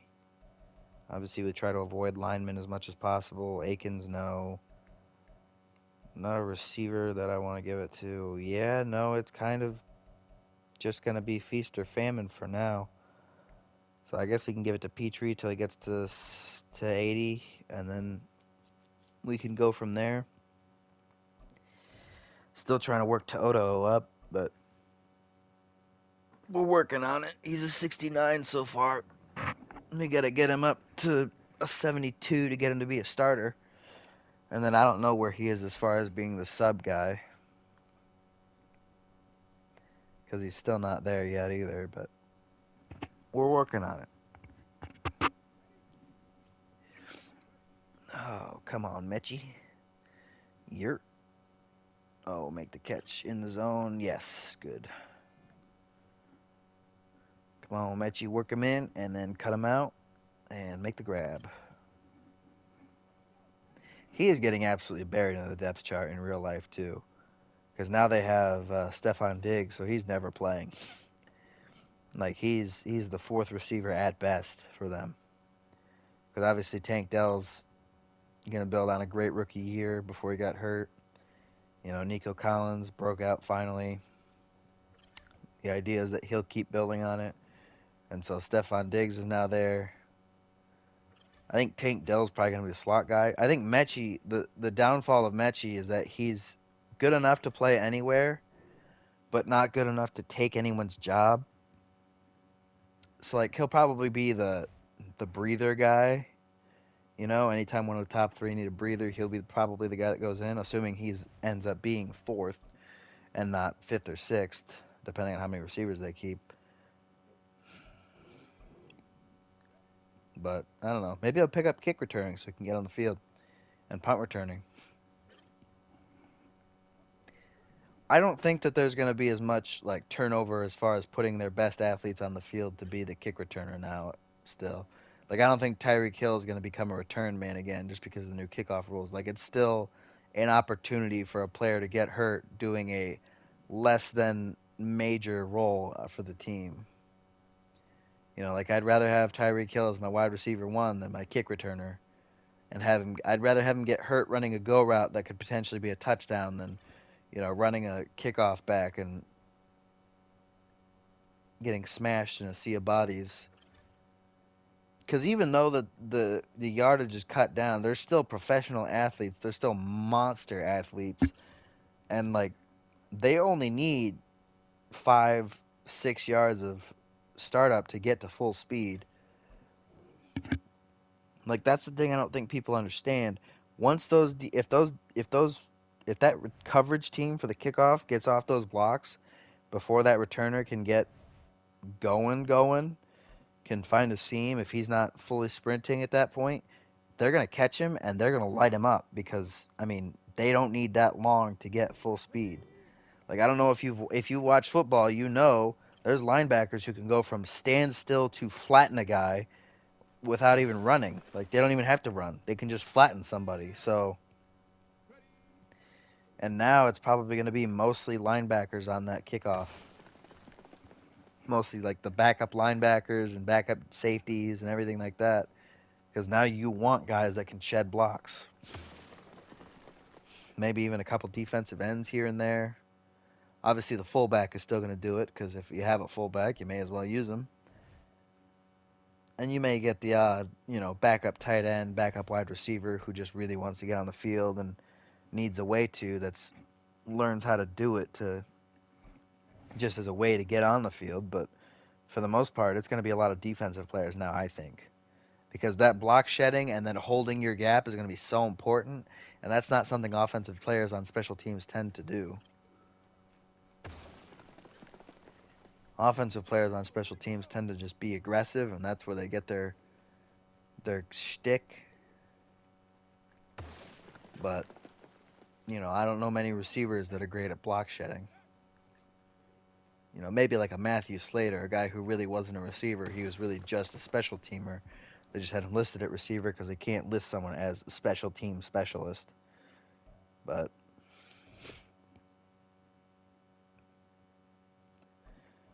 yeah,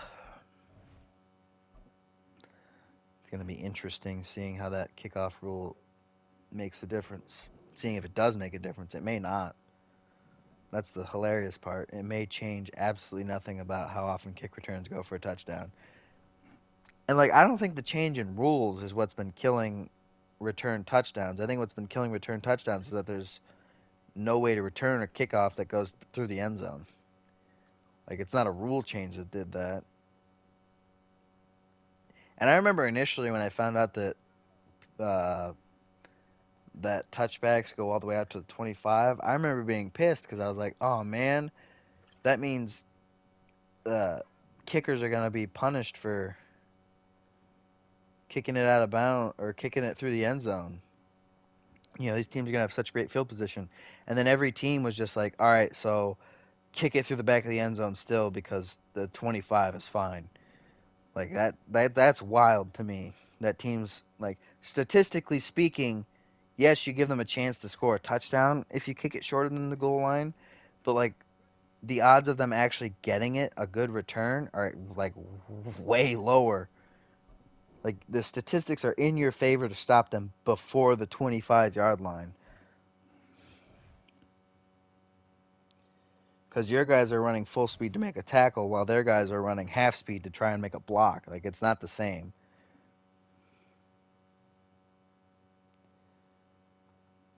All right, let's see if we get any upgrades. To Odo, please. Please. Please. Upgrade players. Oh, that's not to Odo. That's Brevin Jordan. But Brevin Jordan does need to get upgraded because I need him to become the starter so that way we can stop relying on an old, unathletic tight end who's really more of a blocker. Not unathletic, just not dynamic. Brevin Jordan's dynamic. Brevin Jordan's fast. He's wide receiver fast at tight end. But I believe he is still lower than Akins by one. Yes, that's unfortunate. But, ooh, dropping morale for Stroud. That's interesting.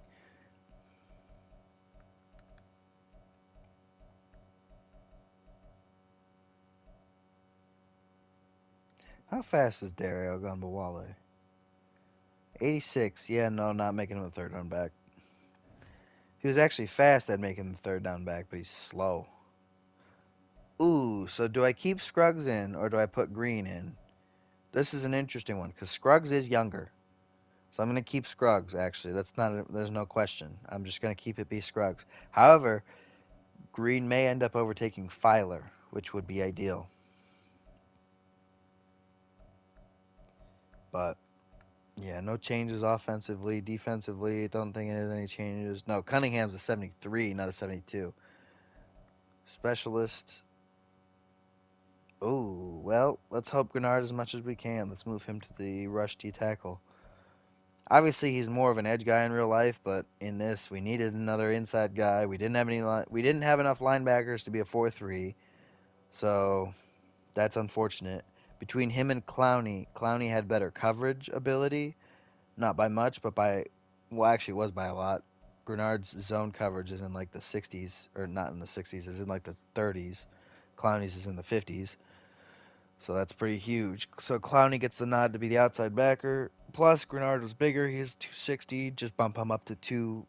I think I bumped him up to I think it was like 265 or 268 or something. I bumped him up to 280 just to make him be an interior guy. Just because we needed it. And then Will Anderson obviously is a much better edge rusher than him as well. Not much better, but a better edge rusher. So unfortunate for Grenard situationally, but it helps the team out, and that's all that matters right now. Gosh, they have a lot of morale drops after one loss. Holy moly. Guys, what are you, moody teenage girls? What are we doing? Like, come on, it's one game. You lost by 14 to the best team in the NFL. What are we still having a pity party over? But anyway, let's start the game.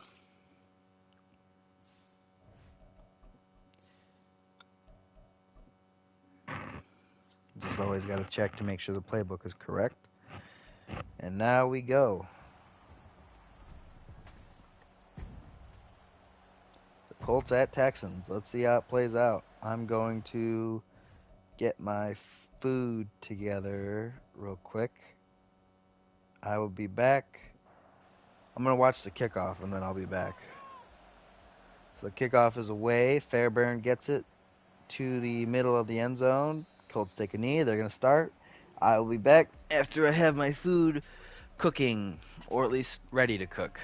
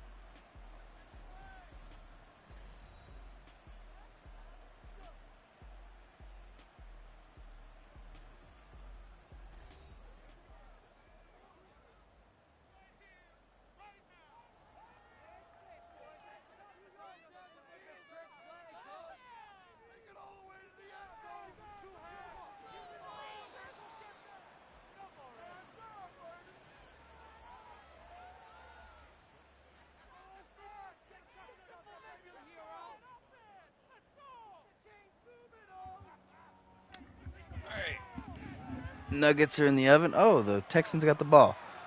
Not the oven. Nuggets in the microwave. I would have put them in the air fryer, but there were a lot less than I expected. So I'm just gonna have what few there were, and then I'll figure out something else after I'm done with this. But anyway, Stroud on 3rd and 1 throws it all the way downfield. It's picked. Picked by Malik Hooker, I think. Is that Malik Hooker? Yes, it is.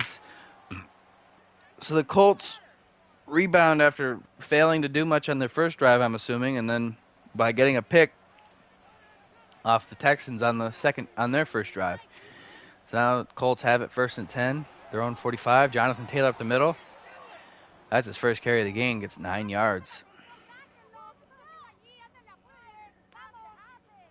Why do I hear a woman yelling in Spanish in my ear? That's interesting. It's going to bring up 2nd and 1 at the at the Texans 46. Jonathan Taylor on a second carry. Nice pickup there. 8-yard pickup. It's going to make it 1st and 10 at the 38. Colts moving pretty good now.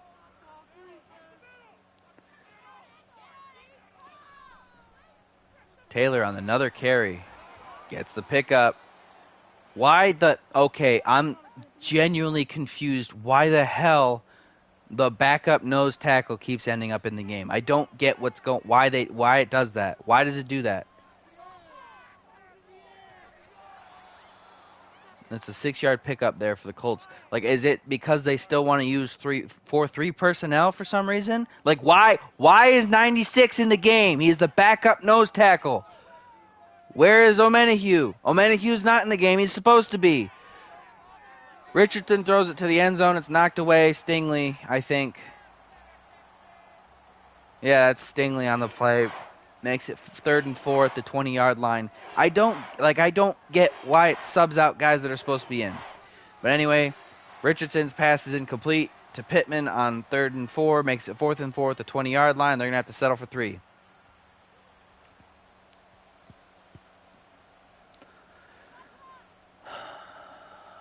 It's fine. McManus out to kick the field goal. His kick is up. And it's good. And Charles Omenihu gets hurt. Okay. Cool. So he doesn't get to play on the drive, and then all of a sudden on the PAT he finally plays and he gets hurt. Colts score first. They're up 3-0 now. Ogunbowale on the return. Gets it to the 25-yard line. That's going to be a 1st and 10 for the Texans. May as well have taken a knee, but he didn't. Decided to bring it out. Gets the exact same spot. Stroud hands it off to what's-his-face? I can't remember his name. Dameon Pierce on the 1st down carry. Gets a 17-yard gain. That's going to bring up another set of downs. Gets it all the way down to the 42-yard line. 17-yard pickup there. Stroud hands off to Pierce again. Off to the left. Can't break away, but still gets his way down weaves his way through for a 7-yard pickup. That's going to make it 2nd and 3. Didn't really weave his way through, kind of just bashed his way through. It's going to make it 2nd and 3 at the 49-yard line. Pierce again, up the middle, gets the 1st down. Gets across midfield to the 47. Texans have it on the Colts side of the field now, 1st and 10. Stroud to throw. Throws it down the sideline. Caught. Tank Dell. 1st down. Gets it all the way to the 32-yard line. And that's going to make it 1st and 10. Once again. Stroud to throw. Gets it out. Hopkins. Quick throw over the middle. 2-yard pickup. That's going to bring up 2nd and 8 at the... Come on, I don't care. At the 30-yard line. I don't care about his little stat line from last week. I already went over it last week. He didn't score a touchdown, so. Stroud fakes the handoff to Pierce. Stroud just throws it away. He was under pressure, hit as he threw it, just gets it out. Hughes applying the pressure. The old man showing the young fellas how to do it. 3rd and 8 from the 30. Stroud to throw. Under pressure again, rolls out to his right. He's going to try and keep it. He stiff arms the guy, gets the 1st, and slides down at the 11. What a play by Stroud. Stiff arms a linebacker to make that play. It's going to be 1st and 10 at the 11-yard line for the Texans. Stroud sends Pierce in motion. Stroud to throw. Gives it out to Pierce, and he can't hang on through the play. Zaire Franklin knocks it away from him. Tackles him as he tries to grab it. Can't hang on. He's got to bring up 2nd and 10 at the 11 still. Stroud, quick pitch out to Pierce. Pierce can't get to the outside. Only a pickup of 1. It's going to bring up 3rd and 9 at the 10.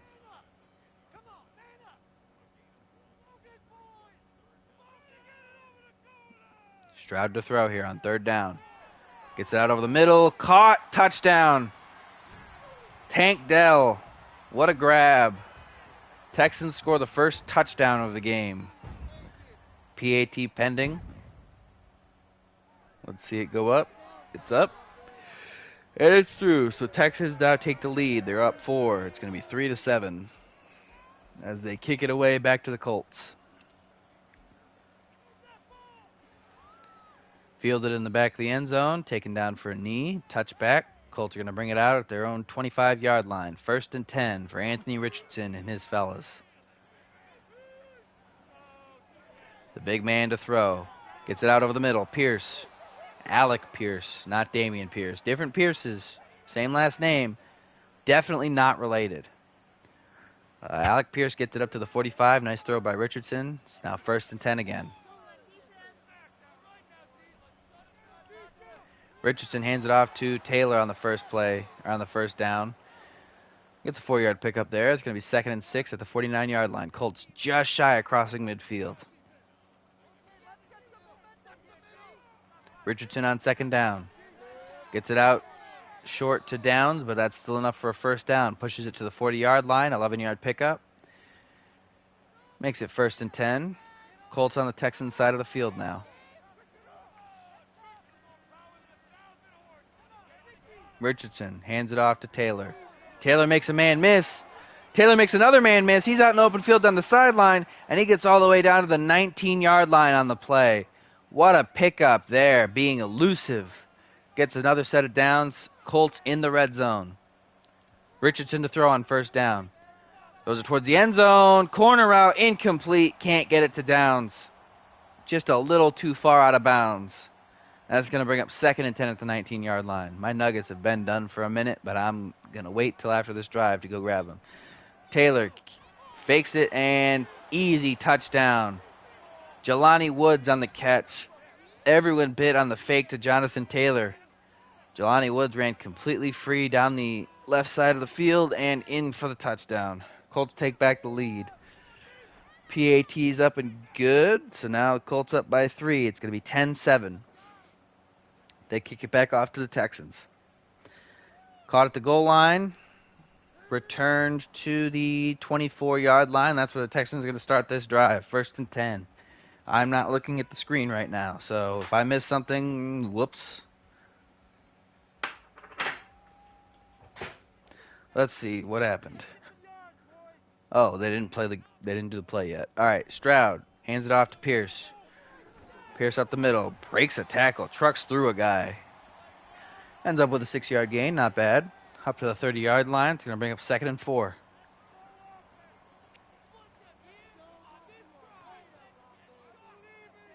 Stroud to throw on 2nd down. Quick throw over the middle. That's Nico Collins, and he makes the grab. Gets it up to the 35. That's going to be a new set of downs. I am now not looking at the screen, so whatever's going on, can't see it.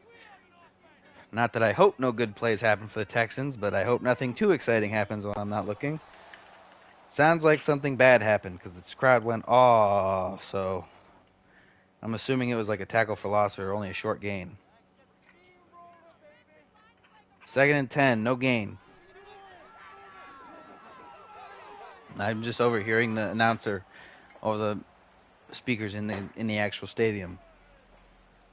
All right, what'd I miss? I'm back. Texans have it now, 3rd and 6. So they've picked up 4 yards over the last 2 plays, or over the last play. Oh, what a throw down the sideline to DeAndre Hopkins to pick up the first, down to the 42. They've crossed midfield in one big swoop. Oh, man. Thank goodness I was here to watch that one. 1st and 10 Texans at the Colts 42-yard line here. Stroud hands it out to Pierce. He gets to the edge. He breaks a tackle, and he gets down to the 30. Man, those pesky safeties really ruin those outside runs that get to the edge.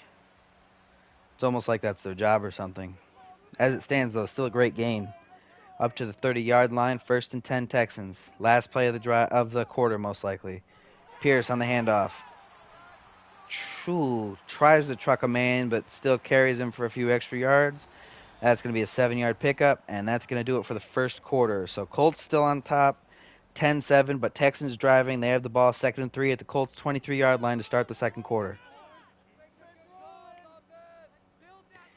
Stroud changing up the play.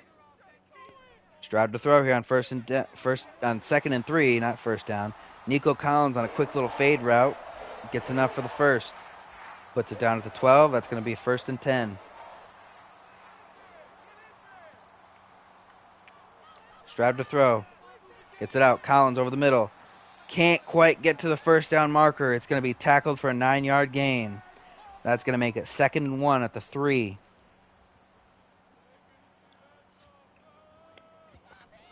Stroud hands it off to Pierce. This time he's tackled for a loss of 1. That's going to bring up 3rd down and 2 at the 4-yard line. Deo Edingbo makes the play. 3rd and 2. Stroud to throw against the blitz. Can't get it to Hopkins. Misses the throw. That's going to bring up 4th and 2. Texans likely going to set. Yes, they're going to settle for 3. Kick is up, and it's good. I don't think there's been any blocked kicks yet.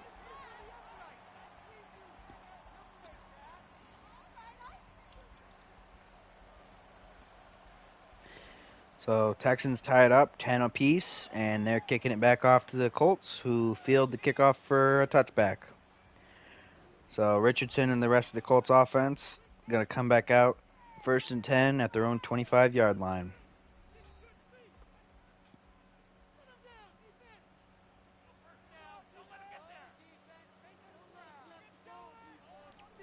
Richardson on 1st and 10 to throw. Gets it out to Pittman. Pittman breaks a tackle. Gets a couple extra yards there. Gets it up to the 41-yard line. 1st down. 16-yard catch. That's his first catch of the game.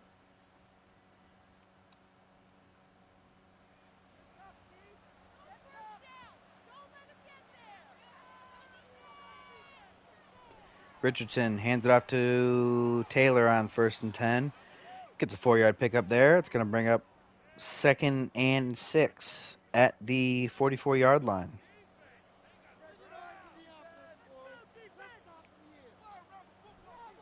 Richardson fakes it on the read option. Keeps it. Gets up the middle. Breaks the tackle. Makes a couple good cuts. Gets all the way down to the 37-yard line of the Texans. Across midfield. That's going to be a huge gain for the Colts. It's going to be a new set of downs, too. Richardson showing off what he can do with those legs. He's a big, fast man.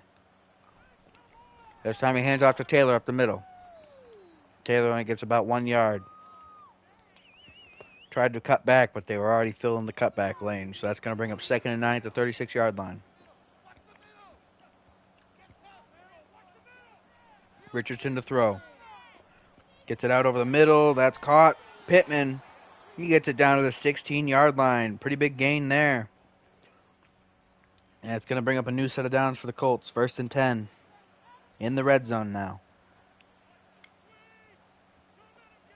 Richardson to throw. Gets it out. Jelani Woods. Woods gets down to the 4-yard line. He keeps making some nice plays there. It's going to be 1st and goal for the Texans here.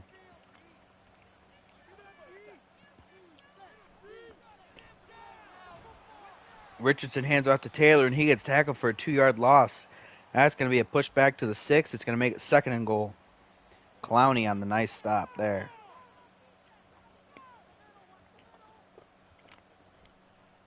Richardson keeps it on the read option, and he's tackled for a loss. Huge loss there. Push back to the 9-yard line. It's going to be 3rd and goal. Grenard on the play. Why are they not in nickel? It doesn't matter. Clowney gets home on the sack. That's going to bring up 4th and goal at the 19-yard line after the huge loss of 10 there. And that's going to make the Colts have to settle for 3. Texans defense bends but doesn't break here. Kick is up. And it's good. That's going to put the Colts back on top, 13-10.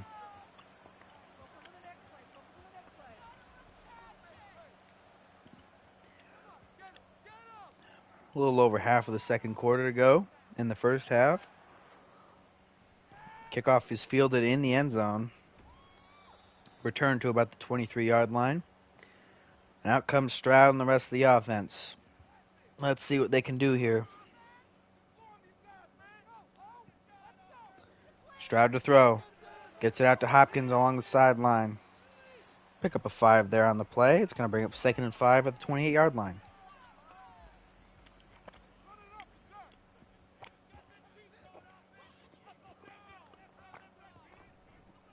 Stroud hands it off to Pierce. Pierce breaks through. Pretty good hole there for him, opened up by the O-line. That's going to get him a 1st down all the way to the 43-yard line. Pretty big pickup. So Texans now have it 1st and 10, close to midfield. Stroud hands it off to Pierce again. This time he's got nowhere to go. Tackled for no gain at the 43-yard line. It's going to bring up 2nd and 10. Stroud hands it off to Pierce. Pierce off the left side. Gets about a 4-yard pickup. That's going to bring up 3rd and 6 at the 47-yard line. The other 47 is the yard to gain, the line to gain. Stroud to throw on 3rd down. Throws it towards the sideline. A wide open Jordan Akins on the catch. Gets it all the way down to the 26 of the Colts. Huge play there. That's going to make it 1st and 10 here. Stroud to throw. Gets it to Akins again. Akins turns upfield. Huge running room there. Gets it all the way down to the 15. Texans now in the red zone. Back-to-back catches for Akins. Back-to-back good plays. That's going to bring up 1st and 10 at the 15. Stroud hands off to Pierce. Pierce up the middle, only gets about a yard. Caught from behind as he tries to get through the gap. That's going to bring up 2nd and 9 at the 14-yard line.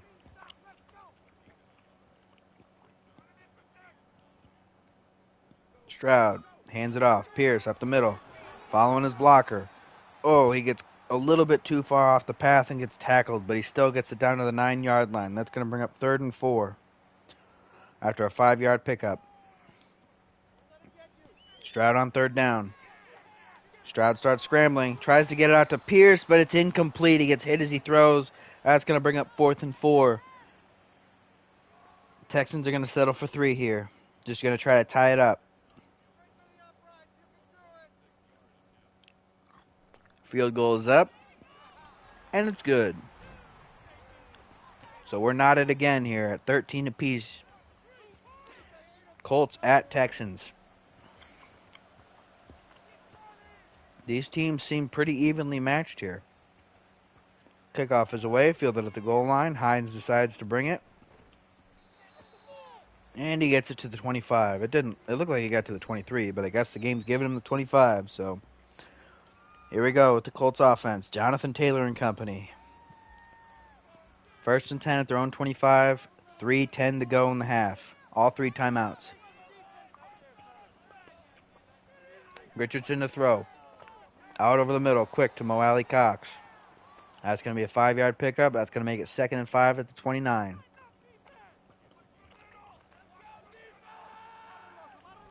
Richardson hands it off to Taylor this time on the 2nd down play. Gets to the edge, but gets tackled by Petrie. Only a 3-yard pickup there. It's going to bring up 3rd and 2 at the 32-yard line. And that's going to take us to the 2-minute warning. So we're knotted up, 13 apiece. Colts have the football at their own 32-yard line, 3rd and 2. They have all 3 timeouts and 2 full minutes.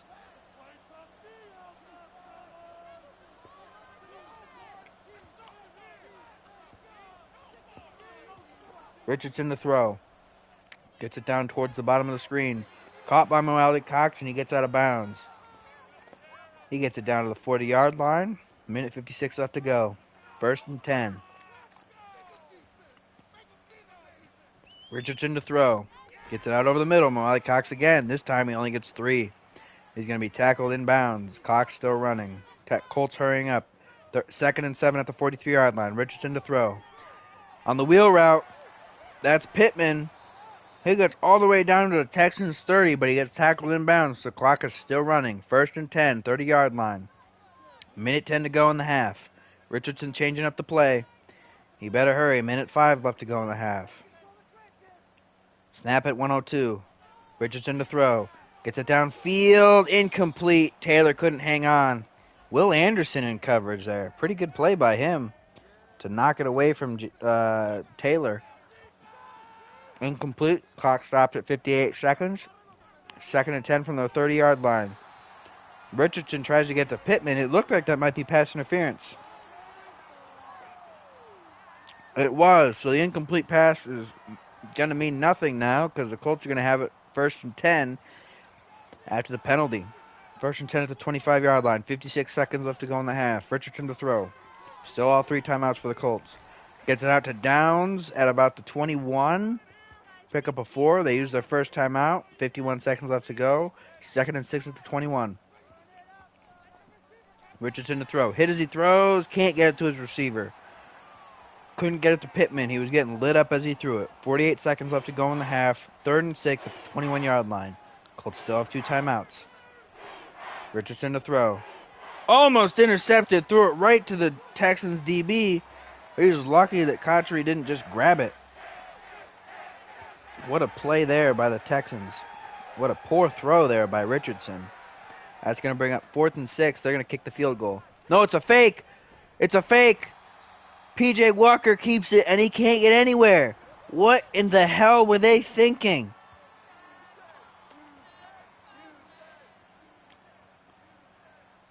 P.J. Walker's not that guy, Colts. So the Texans end up keeping the Colts from scoring at all after they try the fake field goal. Now they have the ball. 42 seconds left on their own 25. All 3 timeouts. First down, they throw it for a 6-yard gain to the 32. 2nd and 4. They use their first timeout. 38 seconds left to go. Stroud. Over the middle. Incomplete. Not over the middle. Out towards the numbers. Incomplete. That's going to bring up 3rd and 4 at the 32-yard line. 35 seconds left to go in the half. Stroud hands it off to Pierce up the middle on the draw. Pierce gets the first down all the way up to the 40-yard line. Texans take their second timeout. 31 seconds to go. 1st and 10. Stroud to throw. Gets it down towards the sideline. It's caught. Collins, did he get out of bounds? He did. That's going to be a 1st and 10 for the Texans at the 45 of the Colts. Clock stopped at 26. They still have one timeout. Stroud fakes the handoff. Throws it over the middle. Incomplete. Tried to get it to Hopkins. He had a step, but he couldn't get it to him. And that's going to bring up 2nd and 10 at the 45. 22 seconds left to go in the half. Texans are going to go up top before half and then get the kickoff and double dip. Hopkins on the catch over the middle. Breaks a tackle. Gets it down, 9-yard pickup to 3rd and 1 at the 36. Texans take their timeout. Does that mean they're going to kick the field goal? They do.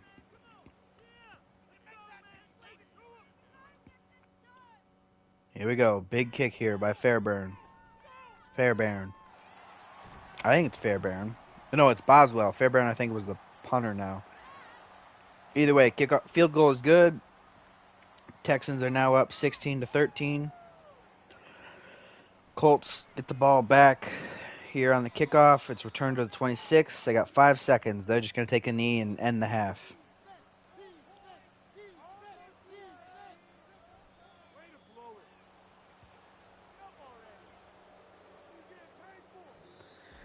So we go into halftime. Nope.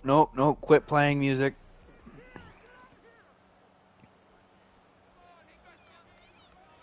So we go into halftime. Texans up 13-16. They're getting the kickoff to start the second half. And here we go. Ogunbowale returns it to the 19-yard line. It's going to be Texans 1st and 10 to start the second half. Stroud hands off to Pierce up the middle. He's got a huge hole. He's going. Can he break this tackle? He can't. The safety gets him, but as it stands, still a huge pickup there. Gets it all the way down to the 48 of the Colts. Big run by Pierce. That's going to make it 1st and 10 at the Colts' 48-yard line. Texans trying to double dip here.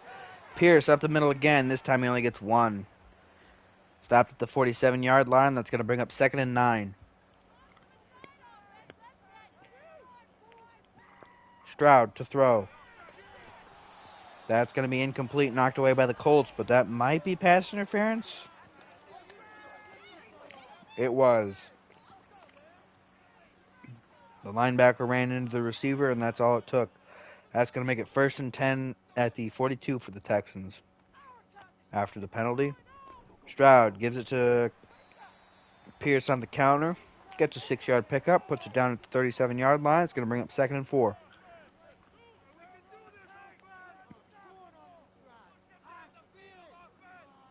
Stroud changing the play here to throw on 2nd and 4. Gets it out to Akins. Akins can't break a tackle. Only gets a 1-yard pickup there. It's going to make it 3rd and 3 up at the 35.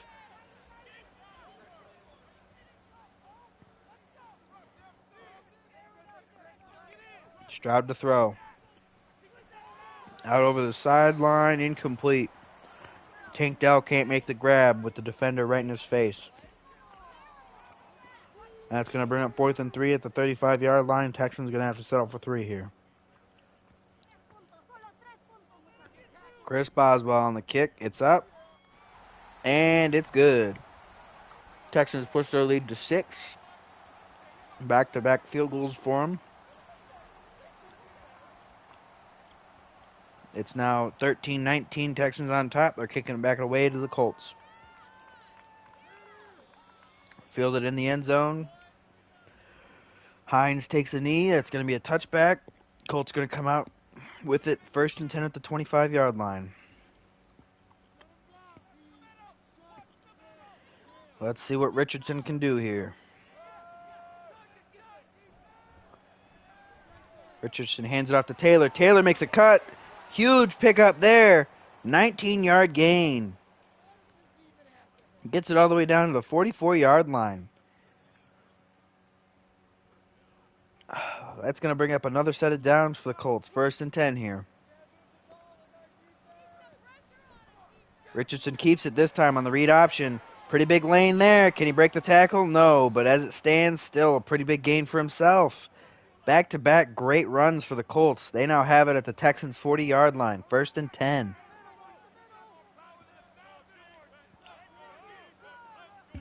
Richardson to throw. Gets it out over the middle, incomplete. That looked like Mo Cox was there. He just didn't put his hands up. Kind of a bizarre play to watch. 2nd and 10 at the 40. Richardson fakes the handoff to Taylor. Richardson starts to scramble. Grenard gets him. Not Grenard. Yes, Grenard. Grenard gets him for the sack. Unfortunately, Rory Lopez is playing still, which really upsets me, but it is what it is. Don't worry about it. That's going to bring up 3rd and 14. And that screen pass is incomplete. Richardson can't get the throw off. That's going to bring up 4th and 14. So a promising drive at the start ends up in a punt from the Texans 44 because the Colts get sacked. The punt goes out of bounds at the 16-yard line, and that's where the Texans are going to have it 1st and 10 to start this drive. Dameon Pierce, 131 yards on the ground. Hasn't caught a pass yet, but he doesn't really need to if they keep doing this.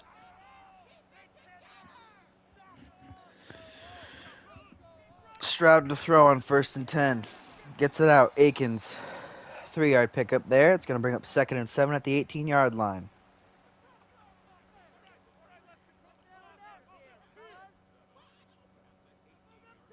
Stroud hands it off to Pierce up the middle. Pierce with a nice pickup there. 10 yards. It's going to be 1st and 10 at the 28-yard line now.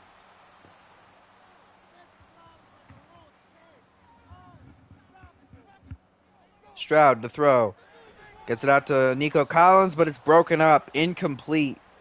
Collins can't hang on. That's going to bring up 2nd and 10 at the 28-yard line.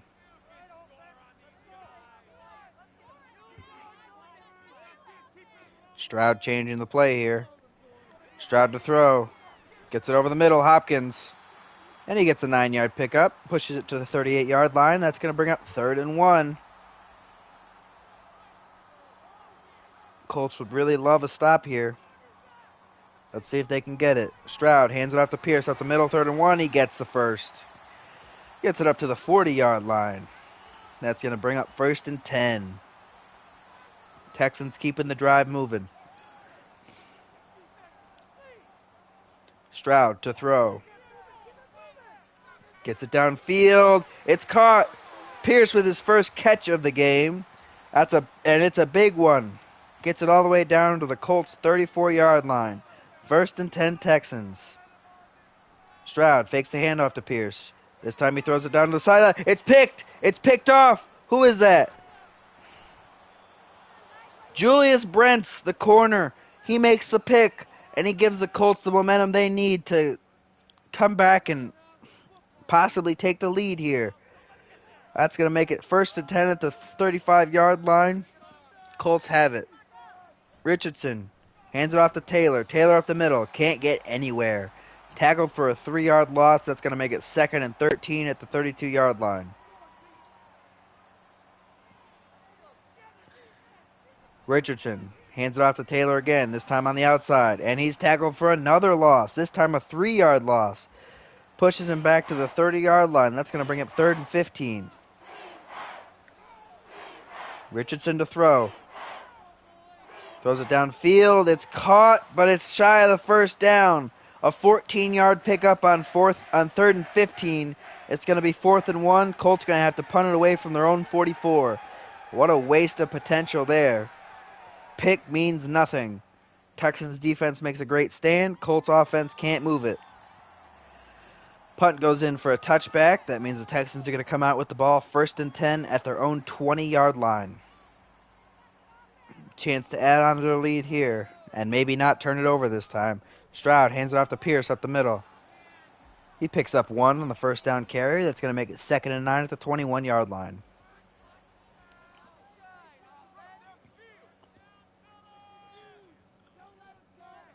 Stroud hands it off to Pierce again.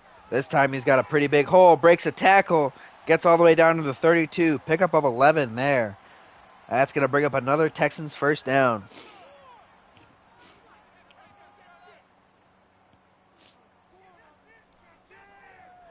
Stroud to throw. Stroud keeps it, scrambles up the middle, picks up 8 yards. That's going to make it 2nd and 2 at the 41-yard line.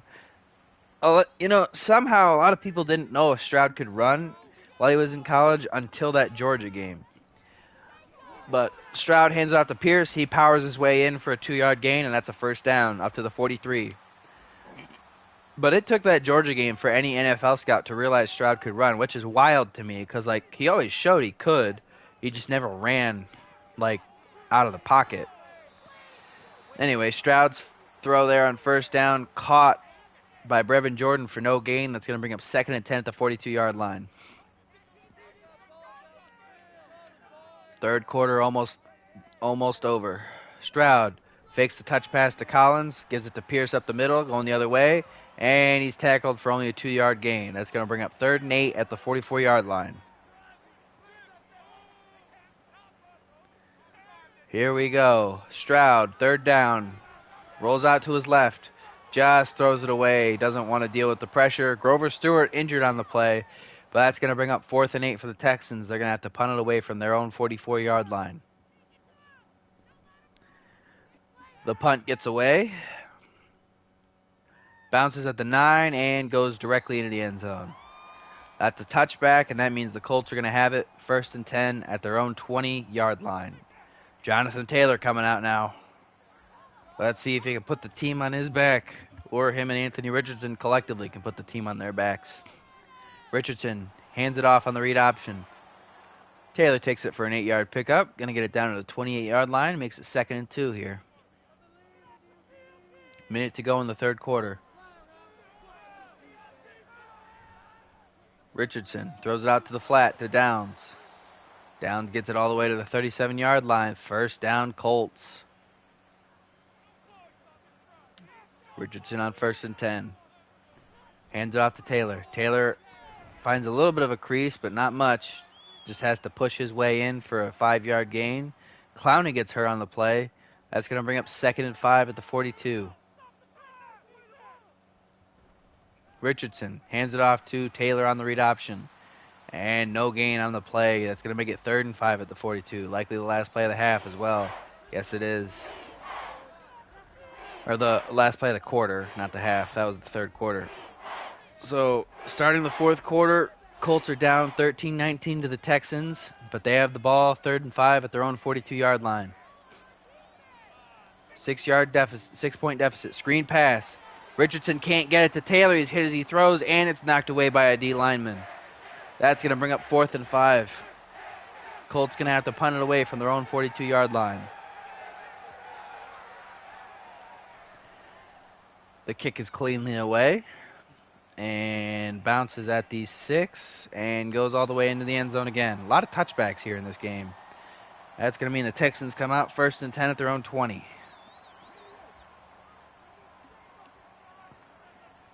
Time to chew clock and score points, Stroud. 1st and 10 from the 20. Stroud to throw. Gets it out over the middle. Dell. That's a nice pickup of 6 there. It's going to bring up 2nd and 4 at the 26-yard line.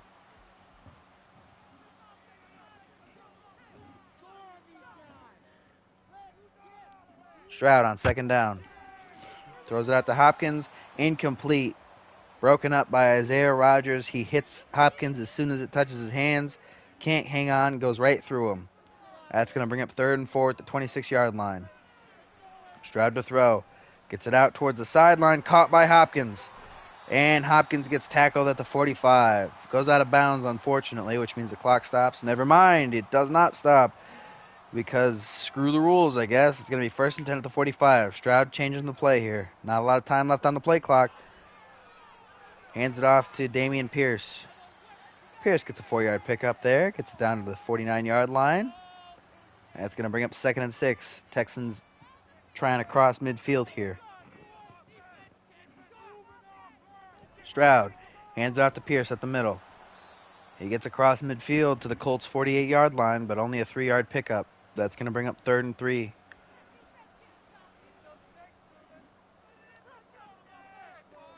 Stroud on 3rd down. Gets it out quick. Dell. Nice catch there. 4-yard gain. That's enough for a first, and it's going to be 1st and 10 at the 44 for the Texans. Keep that clock a-running, big boys. Stroud to throw on 1st down. Just throws it away. 3 Colts got right through the line of scrimmage and were in his face. It's now 2nd and 10 here. Stroud hands it off. Pierce on the counter.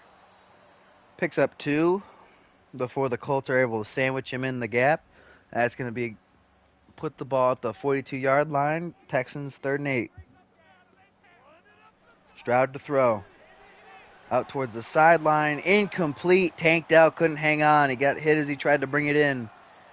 And he drops it. That's going to make it 4th and 8 from the 42. And the Texans are going to punt it from the Colts side of the field. The punt is away towards the sideline. Goes out of bounds at the 13-yard line. So the Colts going to have it at their own 13. 1st and 10. Down 6 still. How do they answer? Richardson hands it off to Taylor. Taylor with a front side gap. Can't quite break the tackle, but still a nice gain of 5. Derek Stingley gets hurt on the play. Texans kind of falling apart here. 2nd and 5 from the 18-yard line. Richardson fakes the handoff to Taylor. Throws it down over the middle. Downs. Wide open. Breaks a tackle. And he gets it all the way up to the 42-yard line. Nice gain there. That's going to make it 1st and 10 for the Colts on their own side of the field.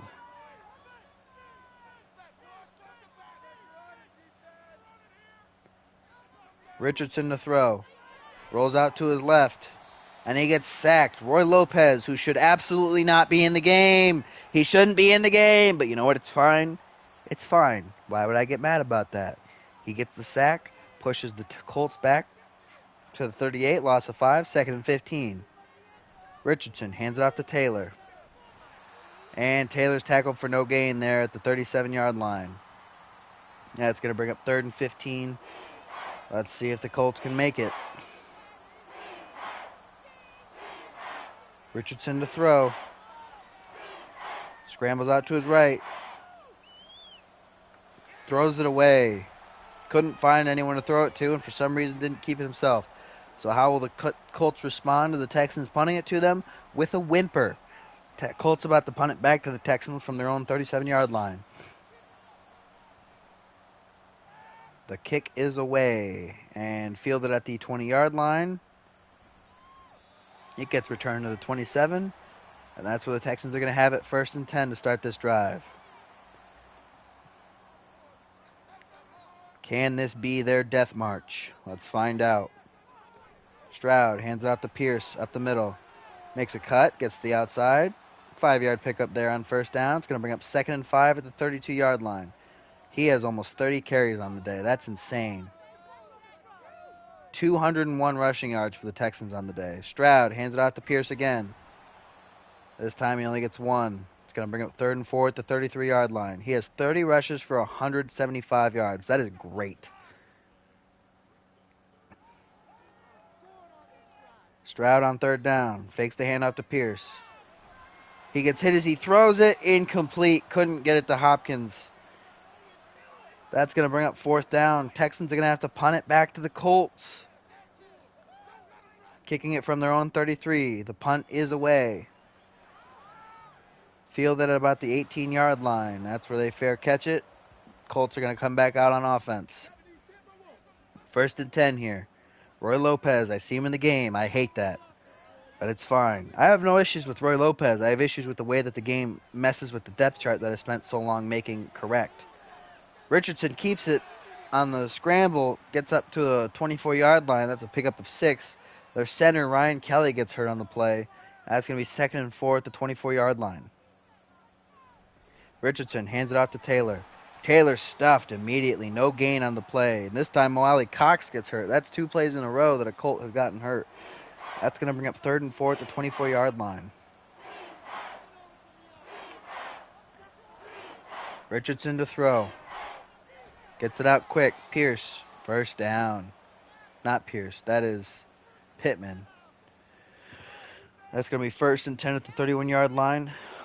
Colts still on their own side of the field. Richardson fakes the handoff on the option. Takes it himself. Gets all the way past midfield. Gets down to the 40-yard line of the Texans. Nice pickup there. What is that, about 30 yards? It was 19 to get to the 50, and then it was another 10. So 29-yard pickup there by Richardson on the keeper. That's going to bring up 1st and 10 at the 40. Richardson hands it off to Taylor on the counter. Taylor can't really get much room ever, but he drags his way to a 6-yard pickup. Pretty good there. It's going to make it 2nd and 4 at the 35-yard line. Richardson hands it off on the option. Taylor gets about a 2-yard pickup there. It's going to bring up 3rd and 2 at the 33-yard line.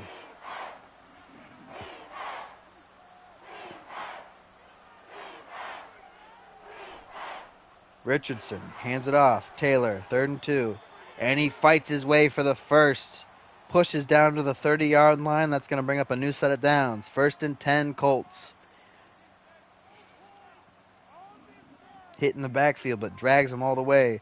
Taylor on another handoff. Tries to get to the outside. Cuts it up inside. And makes about a 4-yard gain there. It's going to bring up 2nd and 6 at the 25-yard line. Under 4 minutes to go in the game here. Richardson to throw. Swings it out to Taylor. Taylor with an opening. Gets a 5-yard gain on the pass. Down to the 21-yard line. That's going to be 3rd and 1. About 3 minutes to go in the game here. Richardson changing the play. Richardson to throw. Gets it over the middle. Caught. Jelani Woods. 1st down. Colts in the red zone now. Up to the 16-yard line. It's going to be 1st and 10. 2.5 minutes to go. Richardson to throw. Gets it out towards the end zone. It's caught. Taylor, touchdown. He gets the toe tap. What a catch by the running back. Oh, they're going to review it. Did he get both feet in? He did. The touchdown stands, and the Colts with the PAT are going to be able to take the lead. The PAT is up, and it is good. So the Colts are now up 20-19. Kicking the ball back off to the Texans. Fielded in the end zone. Returned to the 20-yard line. So out comes the Texans offense. 1st and 10, their own 20. 2:14 to go. They have all 3 timeouts. They are down by 1. Can Stroud and his magic pull the win? Like they did against the Bucs in real life. Stroud motioning Pierce to the outside. Stroud to throw on 1st down. Throws it down the sideline. Trying to get it to Nico Collins. He makes the catch over the corner. What a catch there. Gets it all the way to the 41 on the first play of the drive. Texans almost in field goal range here. What a play on the first play of the drive. What a throw. What a catch. Texans have it now. 1st and 10 at the Colts 41-yard line. 2 minutes to go. They hand it off to Pierce up the middle. He gets a 2-yard pickup. It's going to be 2nd and 8 at the 39-yard line. They're not hurrying up now. They think they're in field goal range. Stroud hands it off to Pierce on 2nd down. Pretty good opening there for him. Gets it down to the 33. They're definitely in field goal range now. They're hurrying up. It's 3rd and 2. But they probably shouldn't be. They should really be chewing clock. Stroud, quick throw over the middle. Incomplete. Oh, Hopkins can't hang on. So the Texans are going to have to kick a field goal with 1:20 left on the clock still. 4th and 2, 50-yarder. Kick is up. And Boswell's kick is good. Texans retake the lead. It's going to be 20-22 here.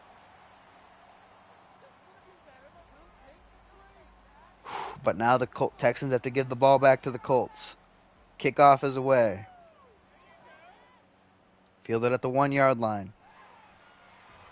Returned to the 22. That's where the Colts are going to start this drive. 1:12 to go. All 3 timeouts. Down by 2. Colts don't need a touchdown. They just need to get in field goal range. 1st and 10. Richardson to throw. Keeps it up the middle. Slides after a gain of 6. That's going to make it 2nd and 4 at the 28-yard line. Colts hurrying up here. Clock ticking. Under 50. Richardson to throw. Gets it out towards the sideline in the flat. That's going to be caught for a 1-yard pickup there. Out of bounds. That's going to make it 3rd and 3 at their own 29-yard line. 46 seconds to go in the game. Richardson to throw. Gets it out. It's knocked away. The pass is knocked away at the line of scrimmage. Trying to get it to Pittman, but it's broken up. That's going to bring up 4th and 3. This play could be the game here.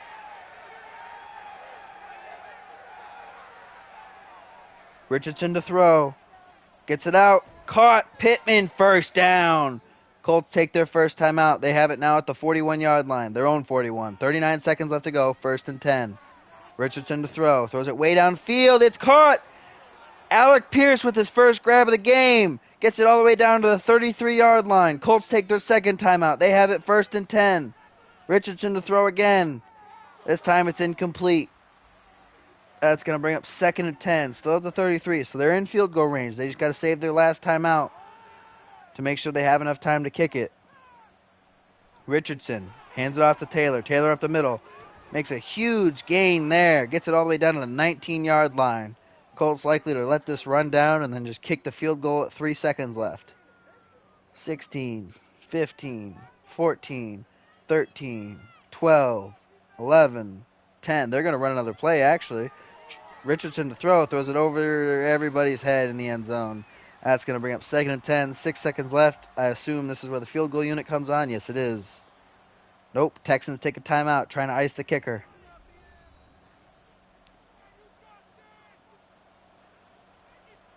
Colts kicker on Brandon McManus to win the game from the 19-yard line. Snap is good. Hold is good. Kick is good. So with 3 seconds left, the Colts have a 1-point lead again. Kicking it back off to the Texans. They're on top, 23-22 now. Texans hoping for a miracle. Ogunbowale brings it out. Time has expired, and he's tackled. That's the end of the game. Colts win 23-22. What a finish. That was a back-and-forth, evenly matched game the entire time, and the Colts managed to come away with the victory. At this point, they're starting to pull away with the division here. Or at least attempting to pull away from the division. Cunningham gets an upgrade. Kind of shocking that he gets anything. He's an old fella. So the Texans off to an 0-2 start, with the Colts off to a 2-0 start, winning 2 division games to start the season. Oh, apparently Grenard got enough for the development upgrade, though, so that's good for him. And not enough staff points to work towards after-school tutoring, so let's move back up to the Colts.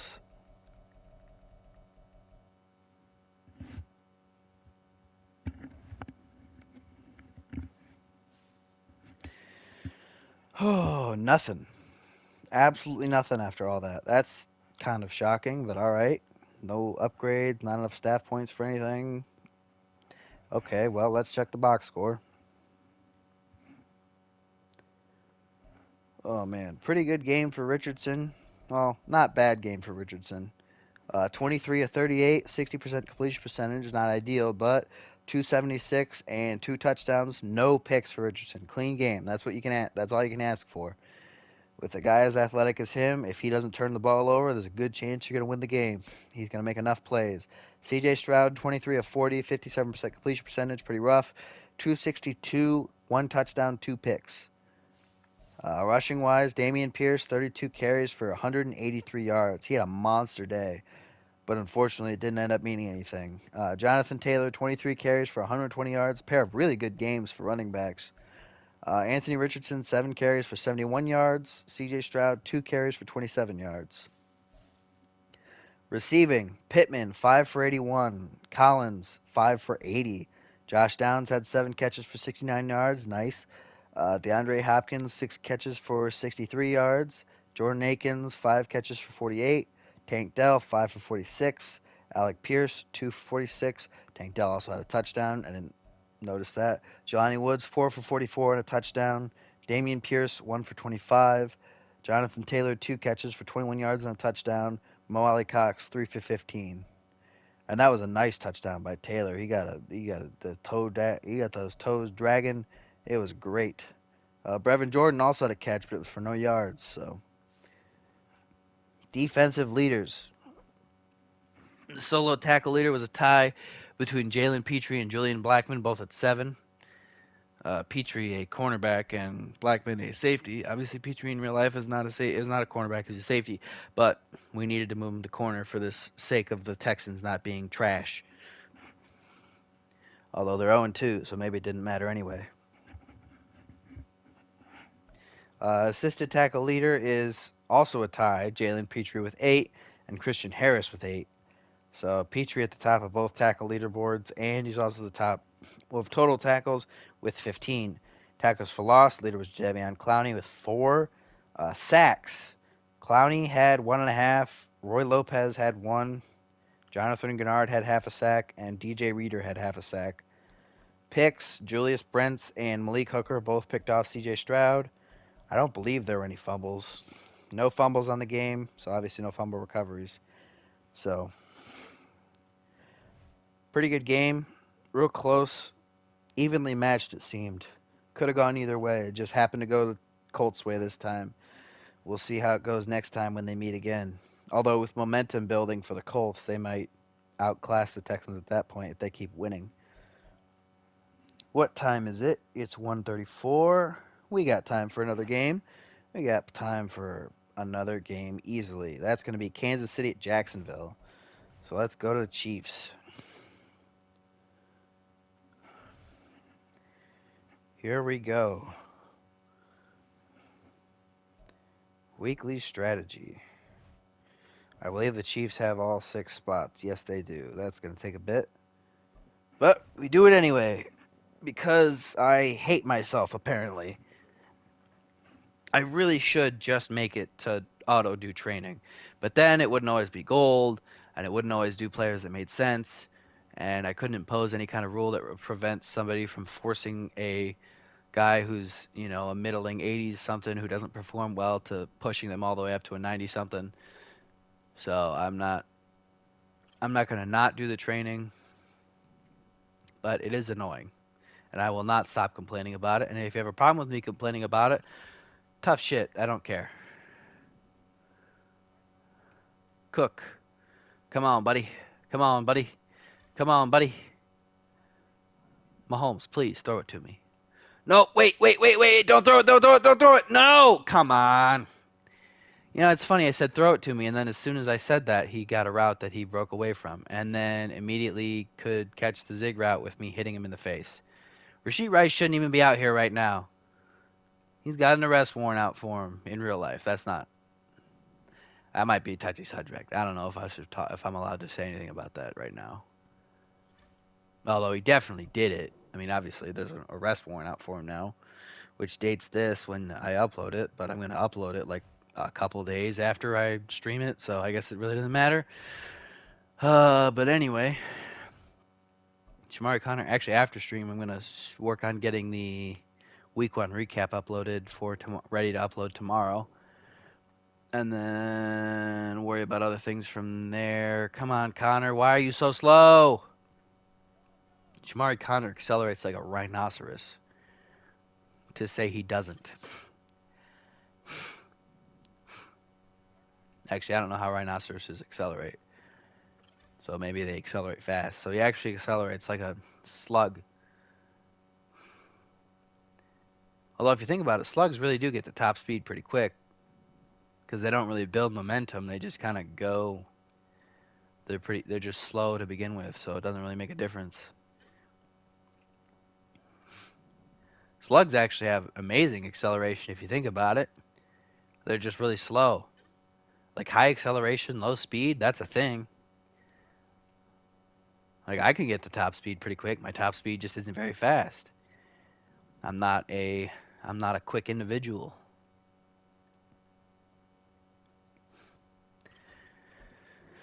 Oh gosh, that's not to say I'm like some tub of lard. I'm actually in pretty good shape. I just am not fast. I never was. Even back in high school when I wrestled and played football, I was never fast. I actually had this knack in wrestling to force the other guy that I was wrestling to go at my pace instead of his own, which was with those jittery guys. If you ever wrestled, those real jitterbugs that just kept moving the whole time. It was hilarious watching them try to adjust to suddenly not being able to outmaneuver me because all I would do is just as they jittered and took 17 steps to move half an inch, I would just take one step and cover the entire ground that they did and be positioned right back in front of them. And then I'd tie up, and usually the guys that jitter like that aren't very strong. They try to outspeed you. So once you tie up with them, it's like, oh no. And then you have it at your pace. And I think it's interesting that like if you can control the pace of a wrestling match, you make the other guy uncomfortable. Like even if he's slowing down to match your pace, you make him uncomfortable because he's used to wrestling at this fast, high pace type style, and you're just slowing it down to methodical and analytical and just kind of waiting for the right moment to open up. It's always interesting to see that. The ways that you can make a person uncomfortable in a competitive situation. Anything you can do to make them uncomfortable is an advantage for you, no matter the circumstance. Whether it be a match in a video game against somebody, a real sport, anything. If you can make them feel uncomfortable, that's your benefit. Most of the time. Some people are weird, and when they're uncomfortable, they actually perform better, but most people do not. It's kind of like how when if you make somebody angry, for some people, that actually is not what you want to do. For some people, you don't want them mad. You want to just butter them up. For other people, you want to just talk and make them mad and get in their head and stuff, because then it throws them off. Yeah, I think, I feel like I've always been a person where if I get upset, it helps me focus. But I definitely know my fair share of people where if they get upset, they can't function properly. So it definitely works, just not on everybody. You just got to know what type of person you're dealing with when you playing a game against them and try to upset them to beat them. Obviously, don't do that to your friends though, because that's kind of a dick move to be an asshole to your friends. You don't want to do that.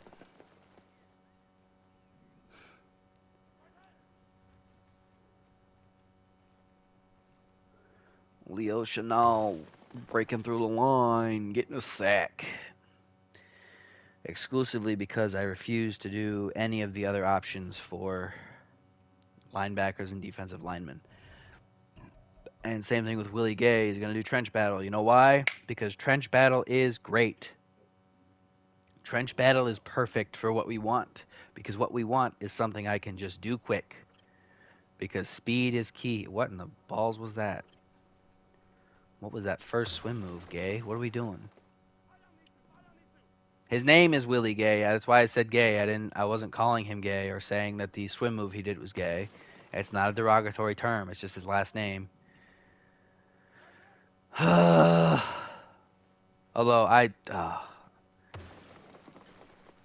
he's kind of like he's always rubbed me as like kind of one of those dudes who's like kind of like always on edge a little bit, always makes you feel a little nervous when you're around him. Like he may just absolutely lose his mind. He seems like a cool dude though.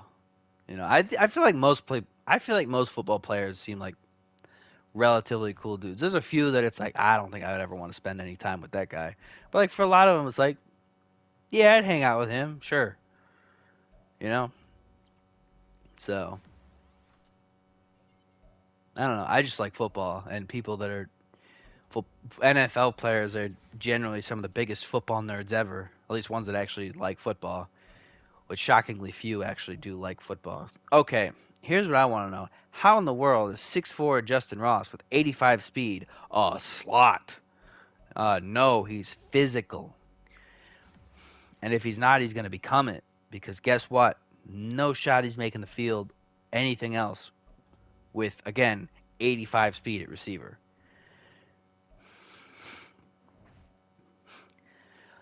Of course, he is not great at blocking, which probably hurts the physical rating because blocking is actually taken into account for that one. And he was a bad tight end candidate to move, so.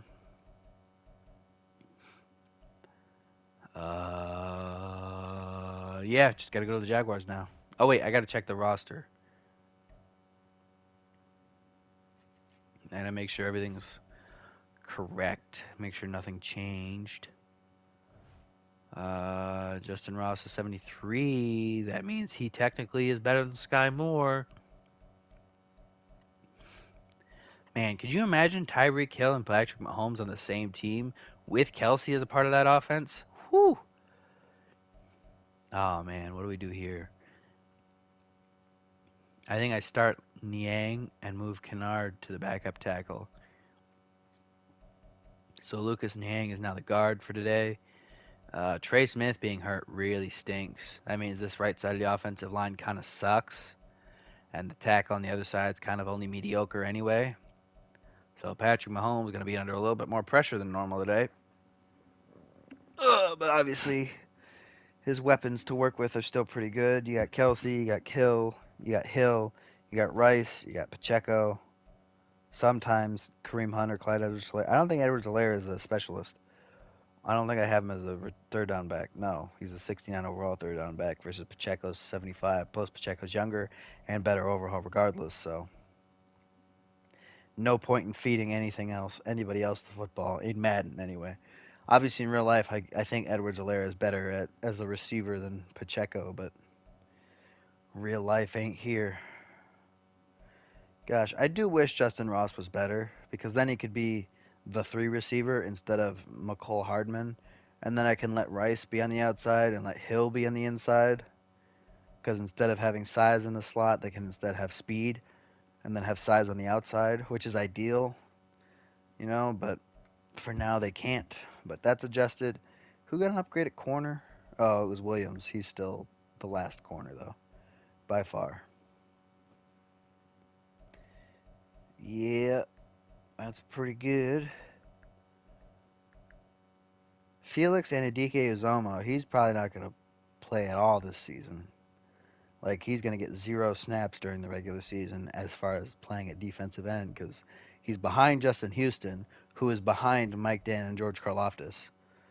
Like, unless 2 injuries happen, Felix Anudike-Uzomah isn't going to play, which is unfortunate, but that's why we're focus training him, because Mike Dan is already 26.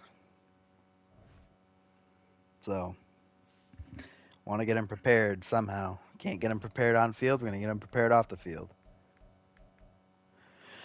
Now for the Jaguars.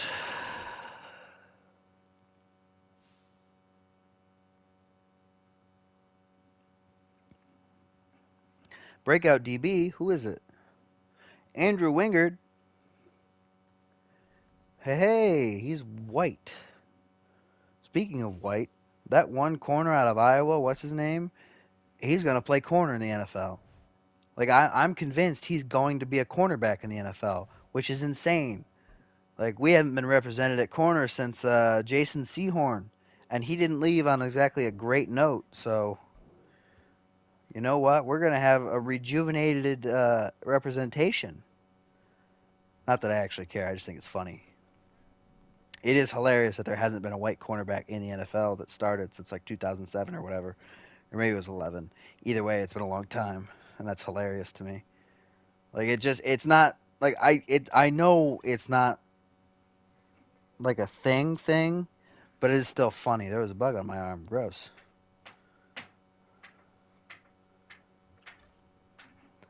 Like, it's still hilarious.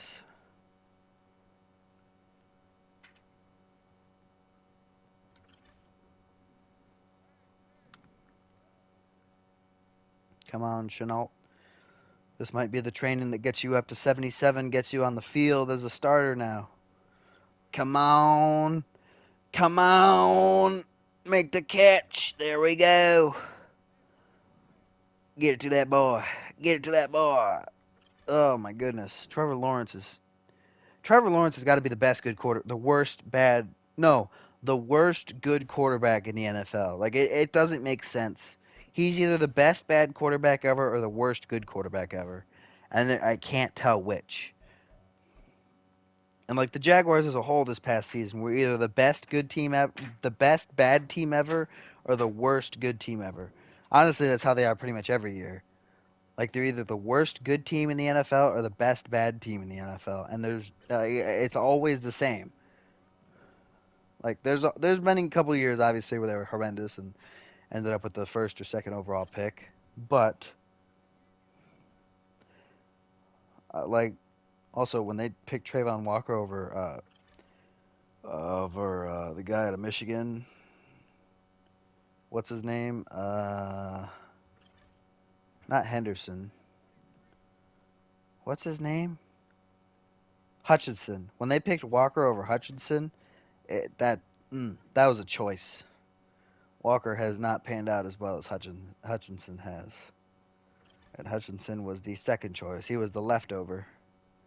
Although Michigan absolutely ecstatic to have their boy stay home. Not home, but close to home. Going with the Lions. And honestly, it's a pretty good story for him. Pretty happy for him about it. You know, I like the Lions. I don't like Michigan at all. Like the college, not the state. The state's fine. I don't have any problems with the state. I don't like the school, mostly the football team. Any other sport I really don't care about, at least in college. Wrestling a little bit, but I don't really have preferences in wrestling. I just like watching wrestling. So, but yeah, pretty cool story for that guy. I like the Lions. Like I'm a Browns fan, but if I had to pick a second favorite team, it's either the Rams or the Lions. Jets re-sign Ashton Davis. Cool. He's pretty fast, but he's a safety. Like white DBs have existed forever. There's always been white DBs, but there's never been white. There's rarely ever white corners, which is hilarious.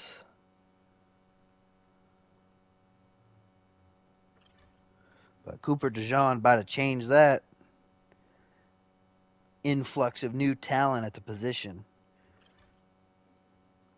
Mostly just because he's like fast and really athletic and really agile and can match up with most receivers one on one.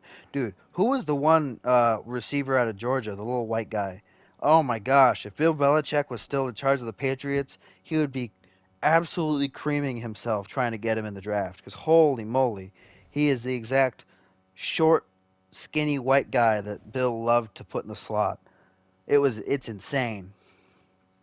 And I bet you he'd fix all the receiver problems if Bill got him. He'd go in the slot, and it would fix all the problems. Like the outside receivers would suddenly become good at outside receiving. The little short white guy in the slot would just become a monster, and it would just work, just like it did in the past. But nope, Bill's gone, so he's not going to get him. He's not going to get anyone. He's not in the NFL anymore. Although I think he'll be back next year. I think he'll make his way back. So Chart got an upgrade, but I believe he was already listed at the 1. Yeah. Ooh. Lazard has dropped in overall. Chenault's going to 3. Chenault's on the field, baby. Lazard, get your moody butt out of here. Why are you moping over one loss? That's crazy. Losing a whole overall point because of one loss? I mean, bro. It's one game. What are you losing your cool over? Either way, Chenault's on the field, boys. This is what we wanted. And because Chenault's on the field, I'm going to put him in the slot. Lazard or Robinson, you go outside. I don't care. You're bigger. Oh, Chenault's on the field. Let's go. Anything else change? I don't think so.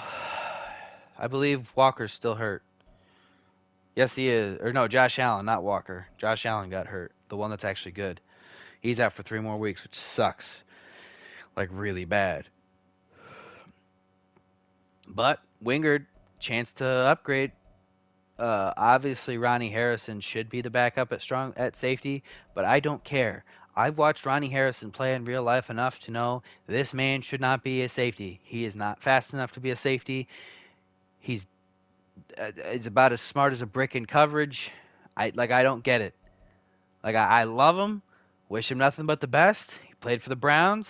Love every player that played for the Browns, except a couple. I will not name names, but one of them, his name's rhymes with Scottson.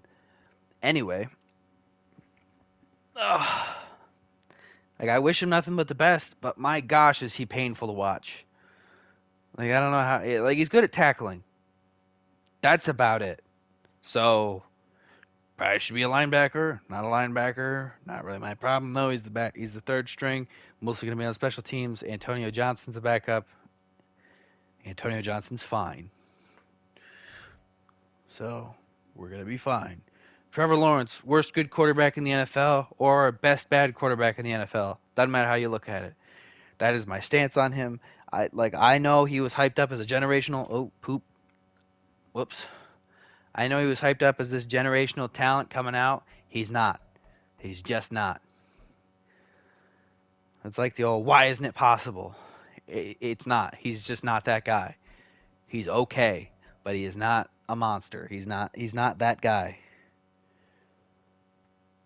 Anyway, let's get the game going.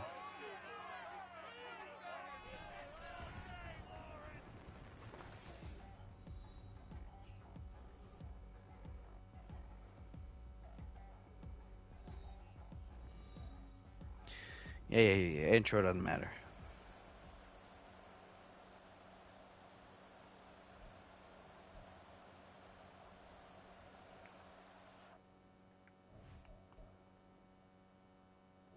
I do wonder if I could change something that would make it not put the wrong defensive lineman in. But I'm going to test that later. I'm not going to test that now.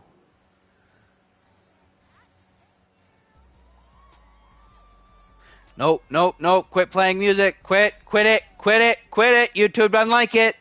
All right, good.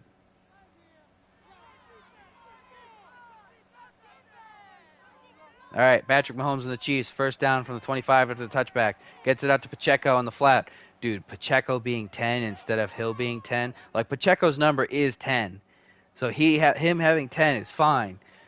But Tyreek Hill's number is also 10. So him now having 80 or 88 or something, that's going to mess with me the entire time. Kelsey on the second down grab gets the ball up to the 42-yard line. That's a first down after a 16-yard catch. First and 10.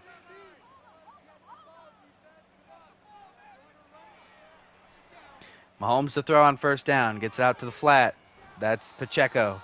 Pacheco on the 8-yard catch. Gets it up to the 50. That's going to bring up second and 2.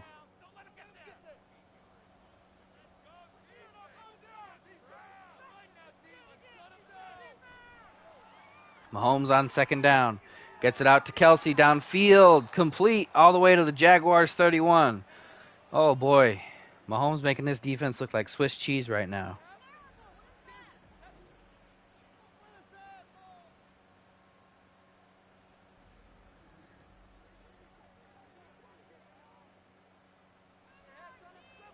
Here we go. Chiefs, first and 10 from the Jaguars 31.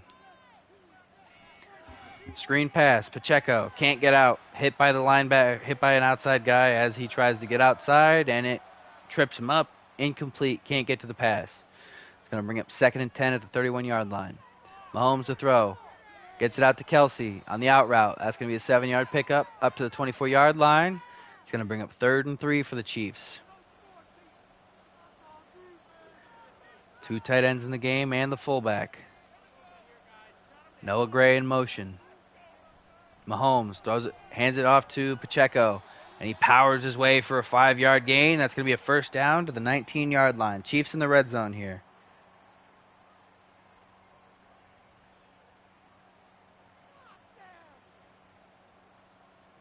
Here we go. First and 10 for the Chiefs. Mahomes to throw. Gets it out towards the end zone. Oh, back corner can't hang on. The Hill. He's number 84. That's what number he is. I'm just dumb. I thought it was either 80 or 88. I don't remember. But now it's 84, so Mahomes to throw. Gets it down to the corner of the end zone again. It's almost picked off by Ramsey off the deflection, but he can't hang on. That's going to bring up 3rd and 10 after the incompletion. Tried to force it to Rice, and he couldn't grab it. It's going to bring up 3rd and 10 at the 19 still. Mahomes to throw. Sacked. Pressure right up the middle. Devin Lloyd on the blitz gets him. Pushes him back 7 yards. Going to bring up 4th and 17. Chiefs going to have to settle for 3. It's going to be a 44-yard field goal. Snapped at the 23 or 27. Kick is up, and it's good. So Chiefs strike first with a kickoff with a 44-yard field goal. That's good. They're up now 3-0 on the Jaguars. Kickoff is away. Fielded in the end zone. Oh, returner decides to bring it out there.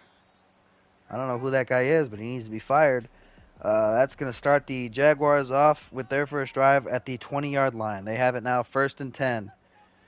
Let's see what Lawrence can do in response to that first Chiefs drive. Lawrence hands the ball off to Etienne. Etienne trying to get outside, can't get there. It's going to be a 1-yard gain there. He's going to be tackled at the 21-yard line. It's going to be 2nd and 9 here.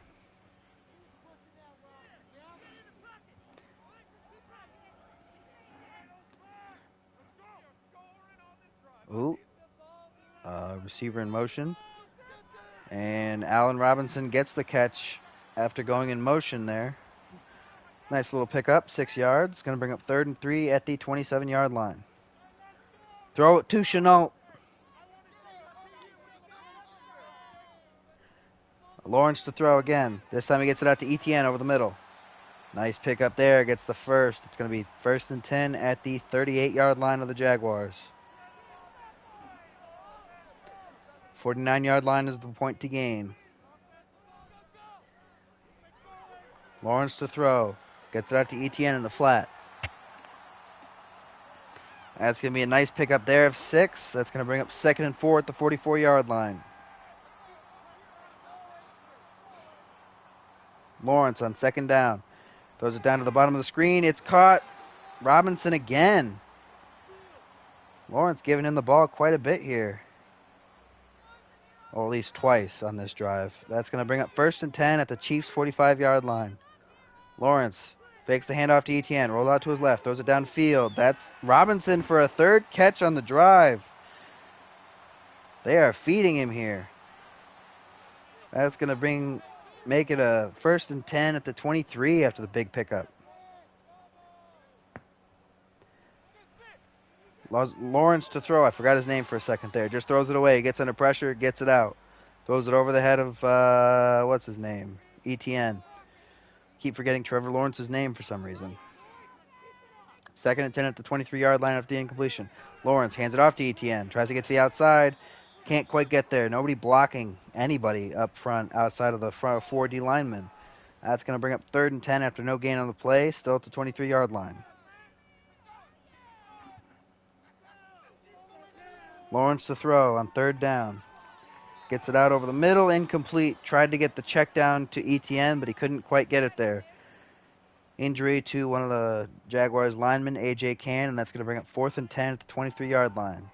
Jaguars kick is up, and their field goal attempt is good. So after each team has had the ball once, it's now tied up 3-all. Jaguars kicking it back off to the Chiefs. Fielded in the end zone. Mecole Hardman finds a little bit of a crease there, but it closes quickly. Gets it to a 26-yard line. Chiefs going to have it 1st and 10 here.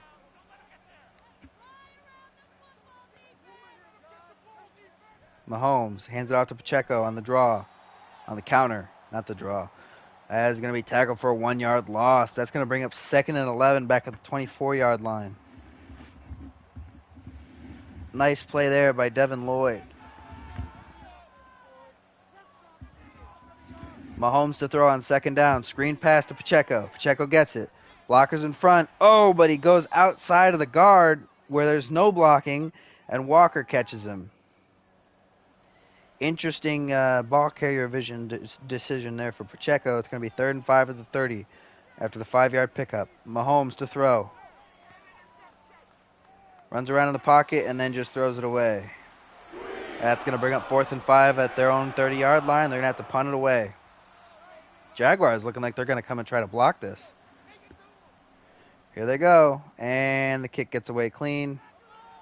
Gets it all the way down to about the 20-yard line. And returned to the 24. Who is the return guy? I don't know.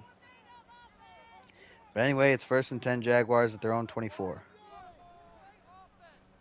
First play, handoff to Fournette. He gets no gain on the play. Tackled at 24. It's going to make it 2nd and 10.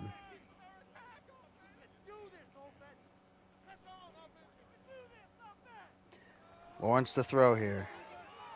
Pulls out to his left, throws it. Shenault with the catch. Laviska Shenault has a catch, boys. I want to see Laviska Shenault succeed. Like, I don't know about anybody else. I really like him. I want him to succeed. There he is succeeding. He got a catch, made the first down. Puts it at the 36-yard line. Lawrence on first down to throw. Gets it out. This time he throws it right to the Chiefs defender. He misses Mercedes Lewis and throws it right to the Chiefs defender. Marcus Peters on the pick. Converted corner, moved back to safety because at corner he plays man coverage like he's playing Madden, jumps every single move. At safety he gets to watch the whole route develop, and he makes a play there. Lawrence just completely missed the tight end, Mercedes Lewis, and now the Chiefs are going to have the ball 1st and 10 at the Jaguars' 24-yard line. Oh, Mahomes will throw on first down. Gets it out. Rashee Rice down at the 11. Tackled right there.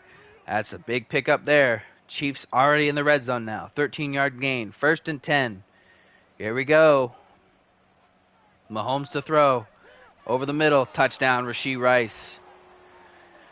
Oh, the Chiefs are able to quickly capitalize on that interception thrown by Lawrence. They now take the lead, barring the PAT pending here. It's up, and it's good. So the Chiefs take a 7-point lead. They're up 10-3 against the Jaguars. I need water. I'm going to get water. I'm not looking at the screen right now, so if they kick return touchdown, I'm going to be upset because I won't be able to watch it. Is it Parker Washington that's the return guy? I think it is. Like, I don't know who else it could be for the Jaguars. Because I know I didn't make it Shenault because I had all the plans in the world for Shenault to play. I didn't want him to get hurt on special teams. I don't know what just happened on the Jaguars' first play, but the crowd cheered, so I'm assuming it's good for them. Here, I'm on my way back in. My cup is filling up. Ooh, 2nd and 9, so they gained 1 yard. This time Etienne gets the handoff. Freezes for a second there. Ends up gaining 6 on the play. Gets it down to the 36-yard line. That's going to be a 3rd and 3.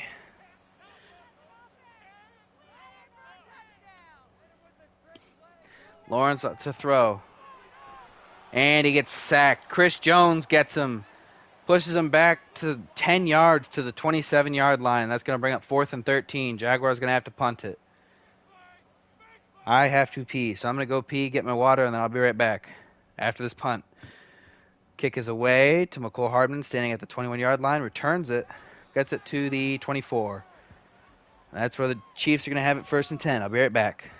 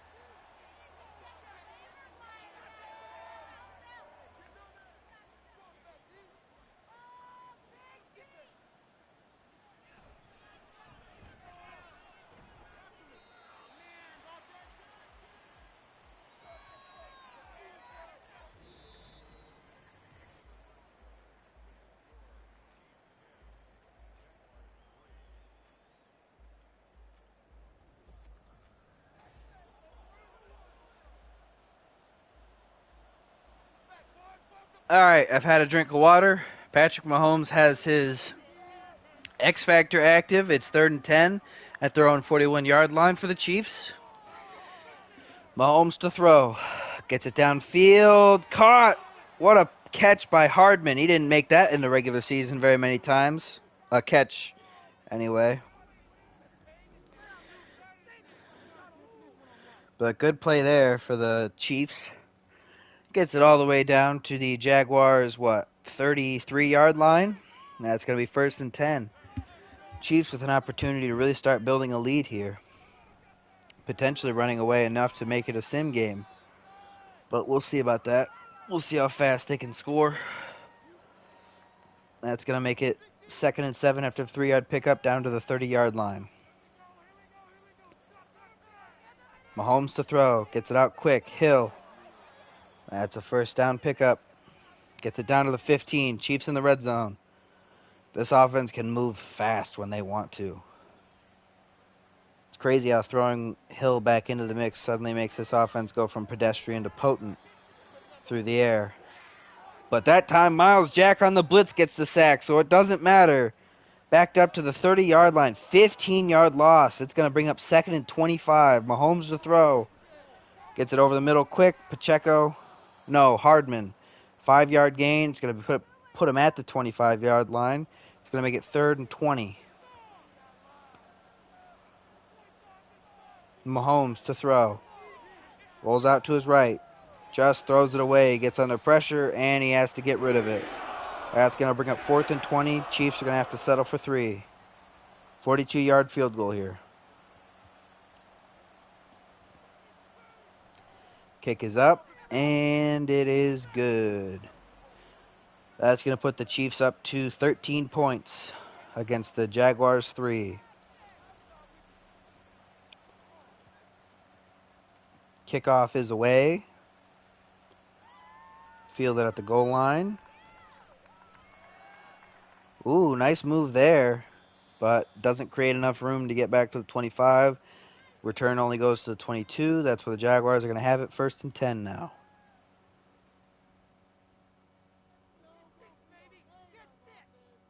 First and 10 from their own 22. Lawrence throws it on the RPO. Gets it out to Robinson. He makes a nice grab there. Gets it up to the 32-yard line. 10-yard gain. That's going to bring up another set of downs. 1st and 10. Lawrence to throw. Lawrence rolls out to his left. Throws it downfield. It's picked off. It's picked off. Intercepted. Is that Marcus Peters again? I don't know who it is, but it's going to be a pick 6. That's McDuffie. Trent McDuffie on the snag. Brings it all the way home for a pick 6. Chiefs, really building the lead now on the Jaguars. What a play there. Lawrence trying to get it to the corner route, but just undercut and taken all the way back. This Chiefs defense is suffocating right now. PAT's up and good. Chiefs are now up 20-3. 13 points away from making it a sim game. Jaguars on the return. This time it only gets to the 20-yard line. Worse than before. So here come the Jaguars. 1st and 10. Again, from their own 20-yard line. Lawrence hands it off to Etienne. Trying to get to the outside. Can't quite get there. Tackled for loss. Karlaftis making his life difficult. It's going to be pushed back to the 19-yard line. Loss of 1. It's going to bring up 2nd and 11. Here we go. Lawrence to throw. Lawrence rolls out to his left. Throws it downfield. This time it's caught. Isaiah Oliver on the catch. Or Josh Oliver, not Isaiah Oliver. Isaiah Oliver is a DB.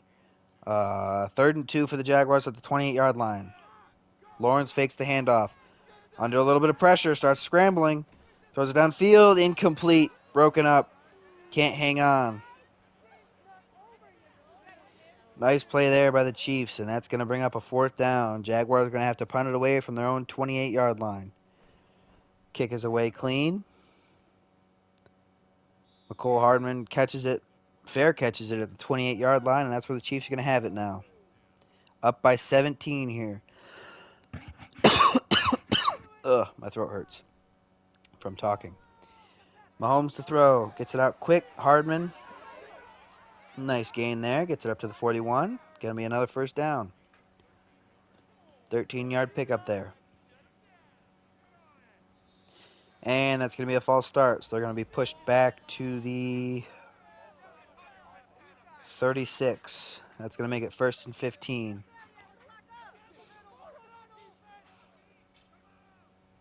Mahomes to throw here. 1st and 15. Gets it out to the sideline. Kelsey turns the corner. Gets a little bit extra. That's going to be a gain of 9. It's going to make it 2nd and 6 at the 45-yard line.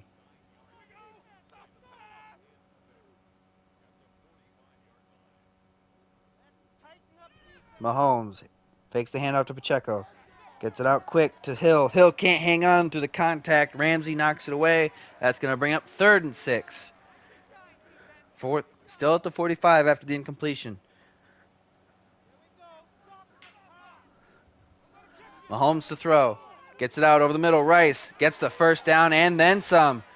Runs all the way down to the 29-yard line. Nice pickup there by the Chiefs.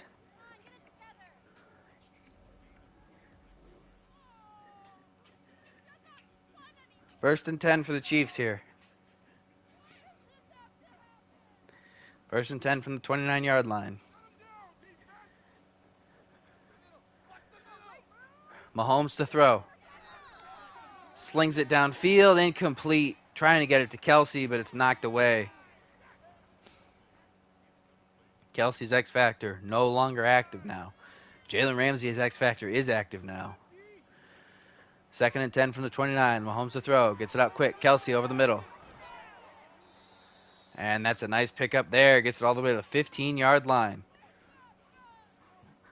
That's going to bring it 1st and 10 in the red zone now. Mahomes to throw. Rolls out to his left. Just throws it away. Under pressure there. Didn't want to take the sack. That's going to bring up 2nd and 10 at the 15-yard line.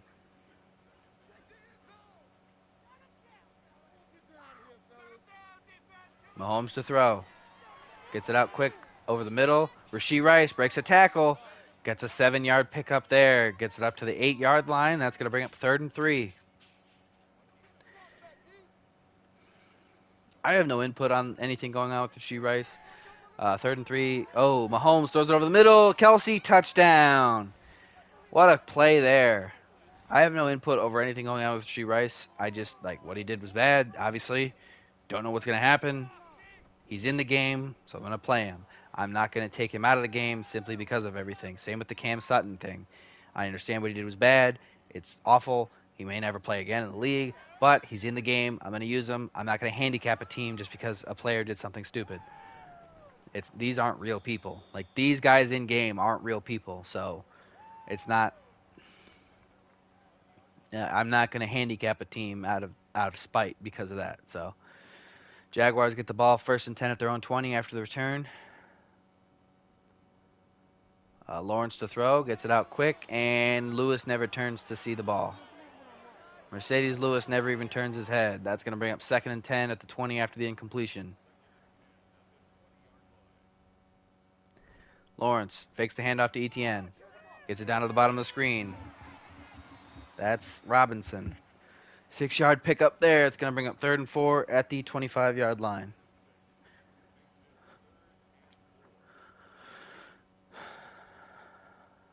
Come on, snap the ball. There we go. Lawrence on 3rd down. Downfield, it's caught. Chark. Nice pickup there. Gets it all the way to the Chiefs' 41-yard line. 1st down. DJ Chark on the nice deep catch. Jaguars moving the ball now. They don't want it to be a sim game. But Lawrence gets sacked on the next play. Pushed back for a 9-yard loss by Mike Dana. Backed up to the 50-yard line. It's going to bring up 2nd and 19. They don't want it to be a sim game, but if they don't score on this drive and the Chiefs do, it's going to be. Lawrence gets it out to the flat. 6-yard pickup to Chenault. Gets it down to the 44-yard line. It's going to be 3rd and 13.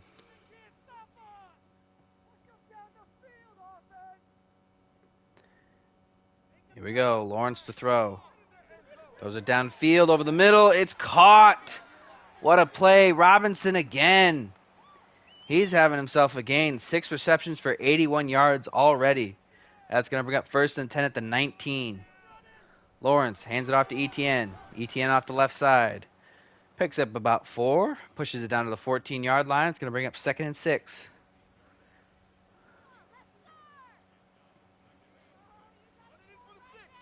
Here we go. Lawrence to throw on 2nd down. Throws it over the middle. Dropped by Mercedes Lewis. He can't hang on through the contact. That's going to bring up 3rd and 6.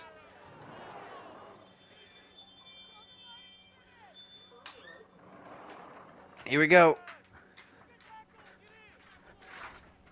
Lawrence on 3rd and 6. He gets sacked. I was looking away for most of the play. I was letting the dog inside. He gets sacked by Mike Dana again. That's going to make it 4th down at the 20-yard line. 4th and 11. Jaguars are going to have to settle for 3. Now this does mean they get at least 2 more drives no matter what before it's a sim game, because now it's up 27-6, and the Chiefs obviously can't get to 36 points in one drive from here, because that still would be 9 points, but pretty close here for the Chiefs. Field it at the goal line on the kickoff. McCole Hardman gets a decent return there, gets it up to the 27. It's going to be 1st and 10 Chiefs. They get 1 play before the 2-minute warning. They have all 3 timeouts. They're starting the drive at their 27-yard line. Mahomes to throw. Flings it downfield. Kelsey, incomplete. He just misses him there. Don't see that very often from Mahomes. That's going to bring up 2nd and 10 at the 27-yard line. 2 minutes to go in the half. Mahomes over the middle. Tries to get it to Rice, but he gets popped. Nice hit there by the linebacker. That's going to force an incompletion. That's going to bring up 3rd and 10. Still at the 27-yard line. Mahomes hands it off to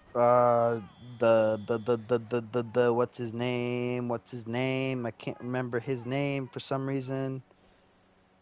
What's the running back's name? Either way, Chiefs punt away from their own 28. Gets it returned to the 27-yard line for the Jaguars, and there they come for their offense. They got a chance to double dip here. 1:44 to go with 2 timeouts on their own 27. Lawrence to throw. First play gets it out to the flat. That's a throw to Chenault. That's a 2-yard pickup. 2nd and 8 at the 29. Clock still running. Under a minute and a half to go. Lawrence hit as he throws. Incomplete. Clock stops at 1:24 in the half. It's going to be 3rd and 8 at the 29-yard line. Pacheco, that's the Chiefs running back name. I don't know why I couldn't remember it for a second. Lawrence to throw. Incomplete. Couldn't get it to the tight end. He should really stop trying to throw it to Mercedes Lewis. That's going to bring up a 4th down. Jaguars going to have to punt it away from their own 29-yard line. They only took a couple seconds off the clock because they kept throwing incomplete passes. Well, they took a little bit of time off the clock because the one completion. McCole Hardman returns it from the 20 to about the 23. That's where the Chiefs are going to have it. 1st and 10. A minute 15 to go. And all 3 timeouts for this first half. So still plenty of time if they want to make a drive here. Mahomes to throw on 1st down. Gets it out to the sideline. That's Rice. 5-yard pickup there. Chiefs got to hurry up. I don't know why they're not. They're not hurrying up. They take a timeout. 1:05 to go. 2nd and 5 at their own 27-yard line. 2 timeouts left here. Mahomes changing the play. Mahomes to throw. Flings it downfield. Rice. He catches it at the 40-yard line. It's going to bring up 1st and 10. Chiefs got to hurry up here. 45 seconds left to go. 40. Mahomes to throw. Flings it downfield. Rice on the check down. It only looked downfield because he was fading away. It's going to be a 6-yard pickup. 31 seconds left when the Chiefs take their second timeout.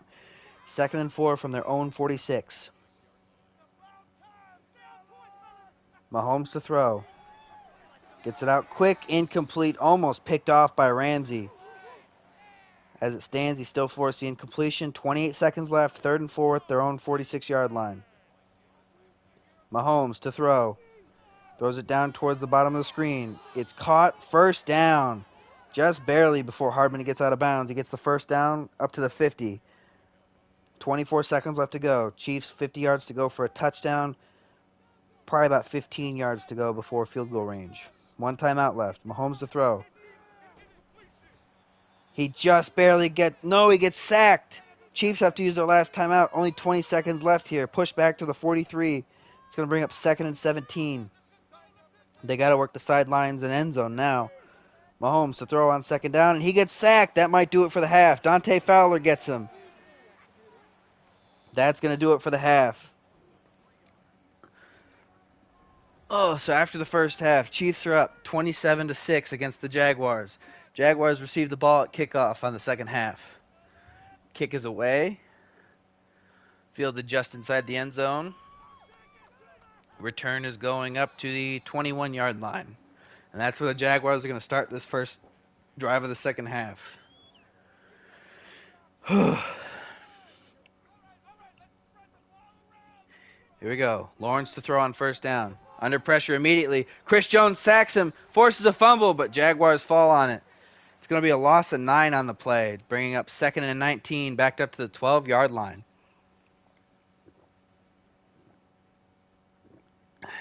Lawrence to hand it off to Etienne on the draw. Wasn't expecting that, and now another Jags lineman gets hurt. Luke Fortner. I believe he was the backup in for A.J. Cann, so that's not good. 3rd and 14 for the Jaguars at their own 18. Lawrence to throw. Rolls out to his right. Avoids the pressure, throws it over the middle of the field, and incomplete. I don't know who he was throwing to across the field, but it was closer to any Chief than it was any Jaguar. That's going to bring up 4th down. Jaguars going to have to punt it away from their own 18-yard line.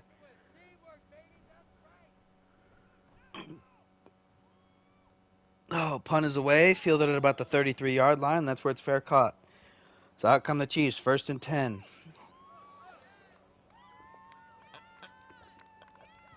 They're up by 21 points right now.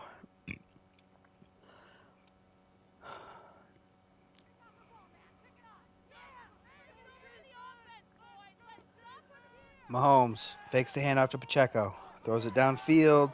It's caught. Kelsey, 1st down. Gets it all the way up to the 44. Chiefs getting close to midfield here. 1st and 10. Mahomes to throw. Gets it out quick to Gray, I believe it is. Or is that Fortner? Or Fortson? That was Jody Fortson on the catch. No gain, though. It's going to bring up 2nd and 10 at the 44. Mahomes hands it off to Pacheco. Pacheco up the middle, forces his way up to about 3 yards, gets it to the 46-yard line. It's going to bring up 3rd and 7. Mahomes out of empty. Mahomes on 3rd down, gets it out, incomplete. Who is that? Rice? Rice couldn't hang on. That's going to bring up 4th and 7. Chiefs going to punt it away from their own 46. Kick gets away, going out of bounds. Crosses over at the 7-yard line. Jaguars coming out, pinned back pretty good. 1st and 10 at their own 7. Lawrence out of empty here. Lawrence to throw on 1st down. Scrambles. Gets it off with pressure in his face. 7-yard pickup there. Pushes it to the 14-yard line. That's going to bring up 2nd and 3.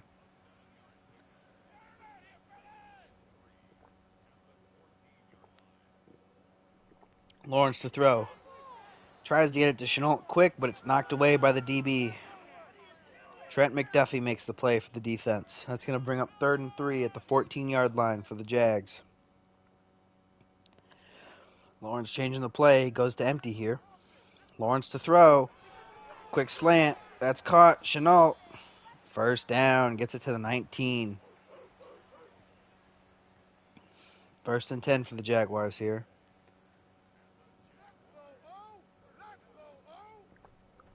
Lawrence hands it off to Etienne.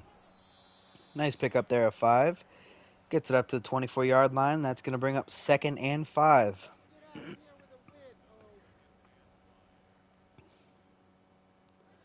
Lawrence to throw again. This time he gets it out to the flat, to his tight end. Which one is that? I can't tell. Josh Oliver. It's going to bring up 3rd and inches at the 28-yard line.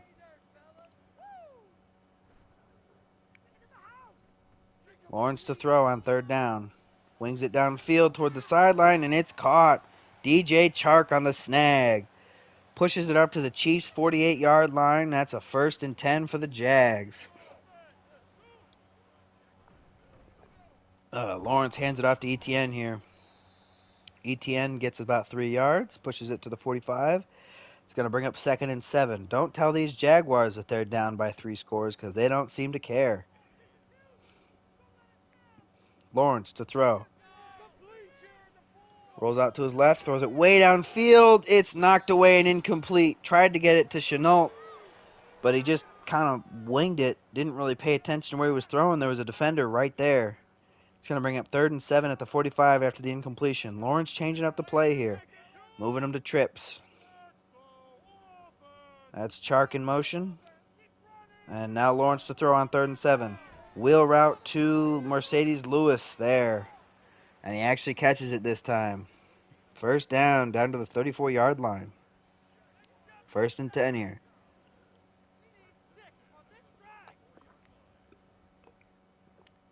Lawrence to throw. Wings it down towards the corner. It's caught. Chenault gets it down to the 6-yard line. Look at that boy play. Huge catch there. 55 receptions for 53 yards for him so far. Lawrence to throw on 1st and goal from the 6. Back of the end zone, incomplete. Overthrew his receiver there. Had him open a little bit. Just couldn't get it to him. That's going to bring up 2nd and goal at the 6. Lawrence and the Jaguars coming out of empty here. Lawrence to throw to the back of the end zone. Picked off. It's picked. Who is that? Marcus Peters on the interception. That's going to give the Chiefs the ball back after the touchback at their own 20-yard line. 1st and 10.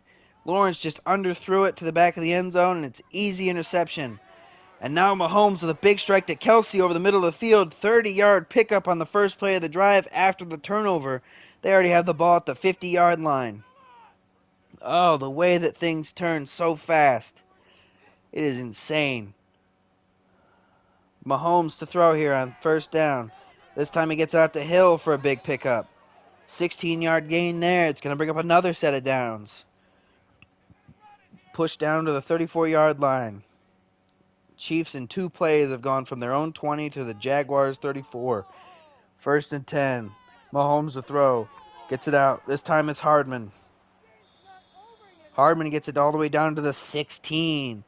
Chunk play after chunk play by this Chiefs offense. They are being explosive right now. Mahomes on 1st down. Hands it off to Pacheco. Pacheco tries to get to the outside. Can't quite get there. Only gets about a yard on the gain. That's going to bring up 2nd and 9 at the 15-yard line.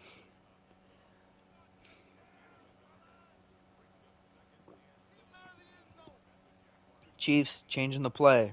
Mahomes out of empty here. Mahomes to throw. Over the middle. Kelsey. Oh, gosh, it would have been a touchdown if not for the save by the Jaguars. They break it up, and it's incomplete. That's going to bring up 3rd and 9 at the 15-yard line.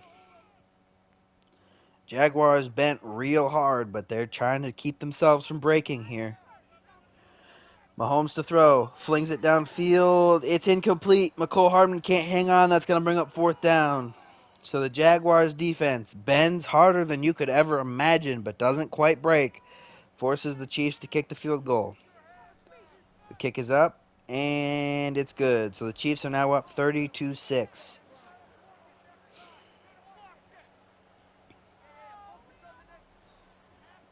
It's now a 24-point game. Technically still 3-score, but likely 4-score because the Jaguars are going to not go for 2 every time. Kickoff is returned here to the 19-yard line by the Jags, and that's where we're going to start. 1st and 10. It's desperation time for them now. They need 4 scores in about 20 minutes of football. Less than 20 minutes of football. Here we go. 1st and 10 from their own 19. Lawrence to throw. Scrambles out to his left. Under pressure. Just throws it away there. No gain on the play. 2nd and 10. Still at the 19 after the incompletion.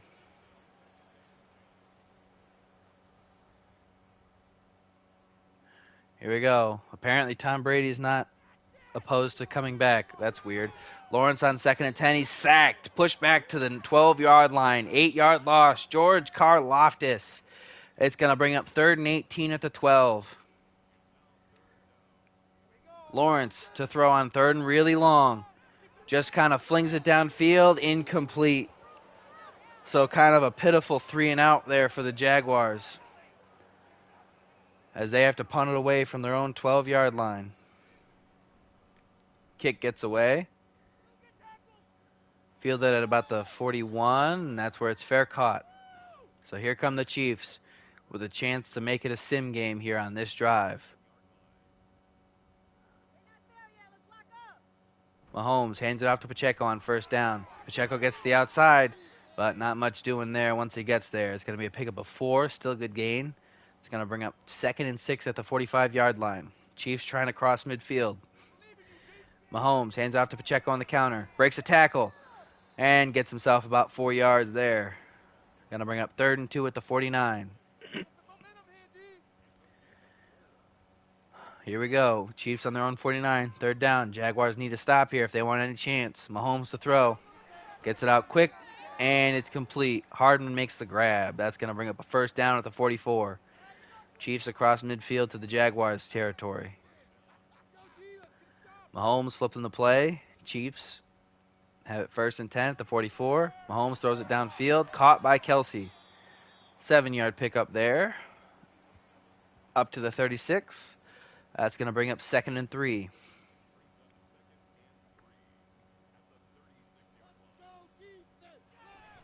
Mahomes hands it off to Pacheco. Front side. Big hole.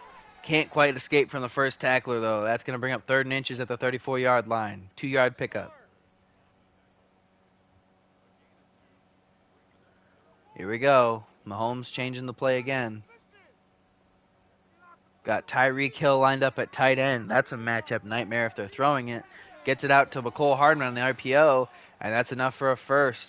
Tackled at the 33-yard line. 1st and 10 Chiefs. Let's see if they snap it before the quarter ends. 1, they do not. So that's going to end the 3rd. So we're going into the 4th. Chiefs up 30-6. And they have the ball 1st and 10 at the Jaguars' 33-yard line.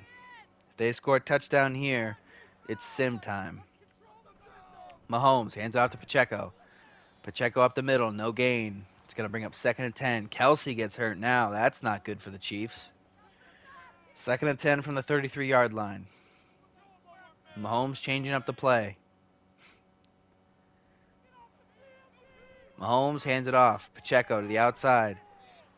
He picks up about 6 there. Ooh, Dante Fowler got hurt. Jaguars running out of defensive linemen.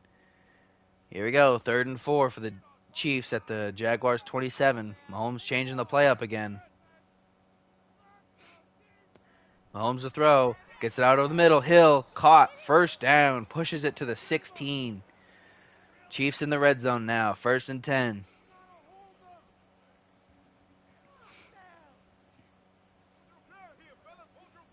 Mahomes to throw.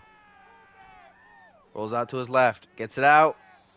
Tries to get it to Jody Fortson, but he can't hang on. That's going to be incomplete. That's going to bring up 2nd and 10 at the 16-yard line.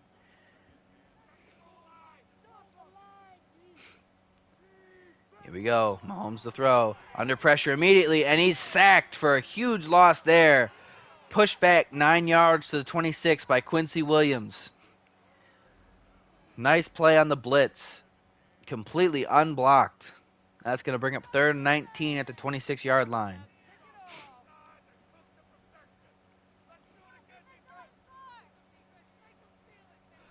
Mahomes to throw. Gets it quick over the middle to Hill.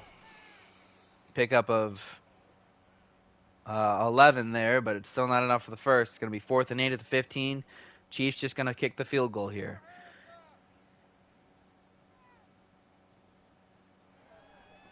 Kick is up and good.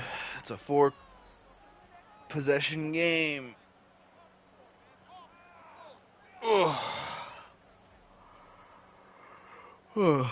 Chiefs up 27. Jaguars need a miracle at this point, but it's still not impossible. Jaguars field the kick at the goal line. Return goes back to the 24. That's where we're going to have it 1st and 10.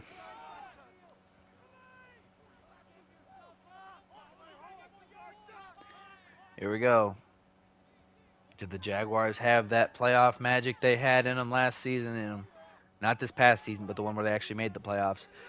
Oh, what a throw over the middle to the Mercedes Lewis by Trevor Lawrence. Lewis is going to need 3 weeks off after making that catch, the old man. That's going to be 1st and 10 for the Jags at the 43-yard line. Lawrence to throw. Gets out to Lewis again over the middle. He breaks a tackle. Ooh, picks up a couple extra yards. That's going to bring up 2nd and 2 at the 49. Jaguars already across midfield, taking a page out of the Chiefs' book here. Lawrence, draw play to Etienne. He pushes the pile for about 2 yards. That's going to bring up 3rd and inches at the 47. Jaguars got to have it here.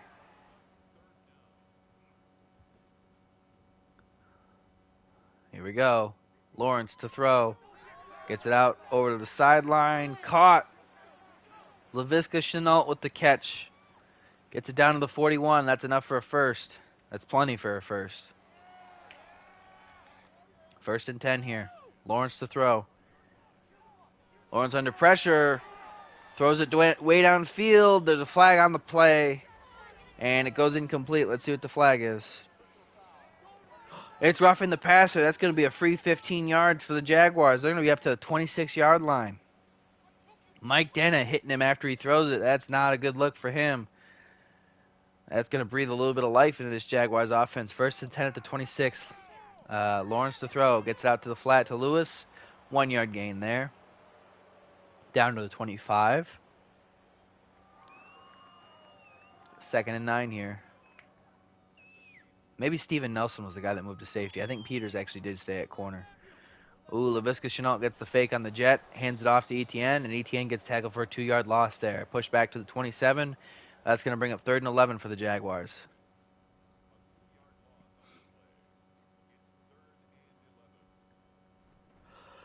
Lawrence hands it off to Etienne on 3rd down. There's no chance they're not going for it if they ran it there. That's going to bring up 4th and 5 at the 21-yard line. They are going for it here. This almost determines the game here. Lawrence on 4th and 5. What are they going to do? Lawrence to throw. Lawrence goes out to his right, throws it way down to the end zone. Incomplete. Tried to go for it all, and he couldn't get it there. That's going to force a turnover on downs. Chiefs are going to get the ball at their own 21-yard line after the Jaguars fail to convert or score. It makes you wonder why Lawrence went for the big score instead of just trying to get the 1st down, but either way, it doesn't matter. Chiefs going to just chew clock here. 1st down, they get a 6-yard carry by Pacheco, puts it to the 27. 2nd and 4. Pacheco on the carry again, this time getting to the outside. Nice gain there, gets it all the way to the 34-yard line. That's another 1st down. Chiefs are going to keep chewing that clock. Mahomes hands it off to Pacheco again. Front side. Gets about 2-yard gain. That's going to bring up 2nd and 8 at the 36. Under 7 minutes to go.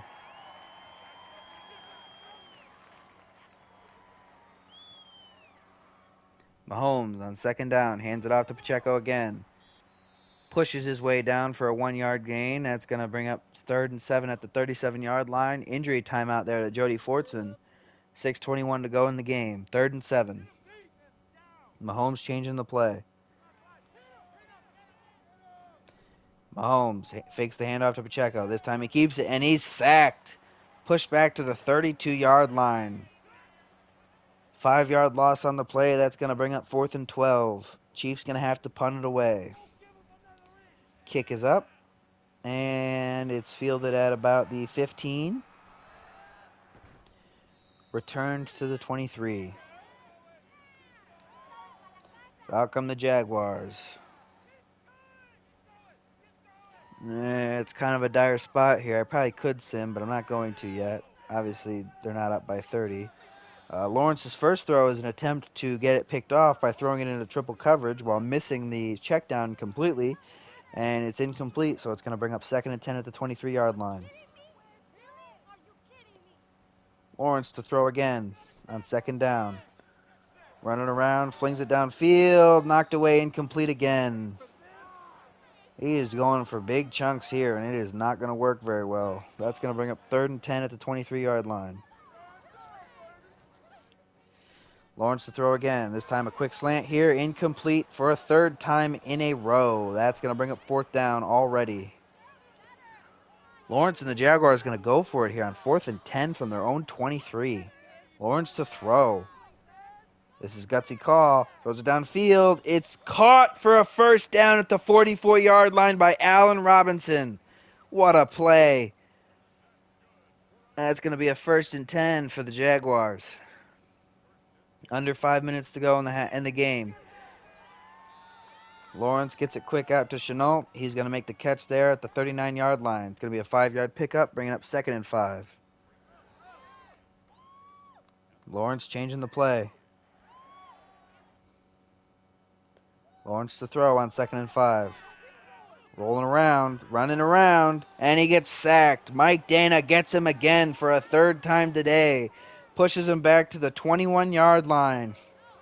Huge loss there. It's going to push them back to their own 44. 3rd and 21.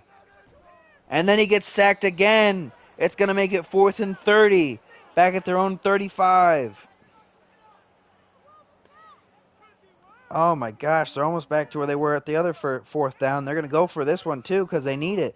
Lawrence to throw. Rolls out to his left. Throws it over the middle. Incomplete. Closest was 4 Chiefs defenders, and that's going to be the Chiefs football at the Jaguars 35. Turnover on downs. My goodness, this Jaguars offense is sputtering today. Pacheco on the 1st down carry. Gets about a yard. Pushes it to the 35 still. It's going to bring up 2nd and 9. Likely the last play before the 2-minute warning here. Mahomes hands it off to Pacheco. Pacheco stuffed immediately for a 2-yard loss. That's going to bring up 3rd and 11 at the 36. And now we're at the 2-minute warning.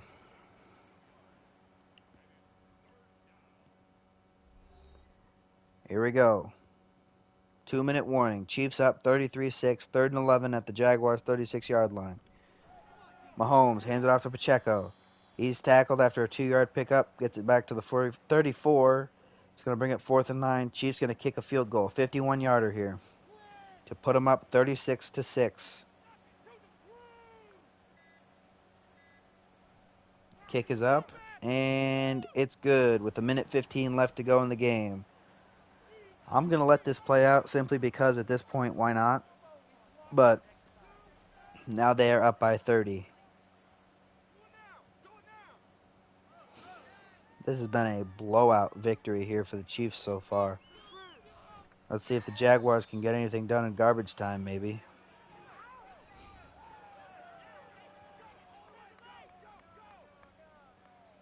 Out they come. Here we go. Probably the last drive of the game. Lawrence to throw on 1st down. Wings it over to Chenault over the middle. 7-yard pickup. Pushes it to the 31. They're probably not even going to hurry up here. Nope. It's going to be 2nd and 3 here. Lawrence to throw again. Incomplete this time. Tried to get it to Mercedes Lewis, and he gets lit up by Nick Bolton. It's going to bring up 3rd and 3 at their own 31-yard line. Lawrence to throw again. Gets it out towards the sideline. Incomplete. Robinson couldn't make that grab. That's going to bring up 4th and 3. And the Jaguars are just going to punt. They concede. They give up. Not much else you can do at this point, but still, it's a sad showing. Punt goes all the way to about the 23-yard line. Fair caught. Chiefs going to come out. They could kneel it. Obviously, I don't think the Jaguars AI would take the timeouts, but the Jaguars still have timeouts, so the Chiefs are going to run the actual plays. That should do it for the game, but the Chiefs might run one more play. 3-yard pickup there on 1st and 10. Here we go. Let's see. 4, 3, 2, 1. Chiefs don't run another play. That's game. So Chiefs come out on top 36-6. Quit playing music. Stop it. Madden, don't do that. I don't like that. We can't be having that. Boy, what a brutal way to go out for the Jags. They are 0-2 now. First, they lose a pretty close one to the Colts, and then they get blown out by the Chiefs.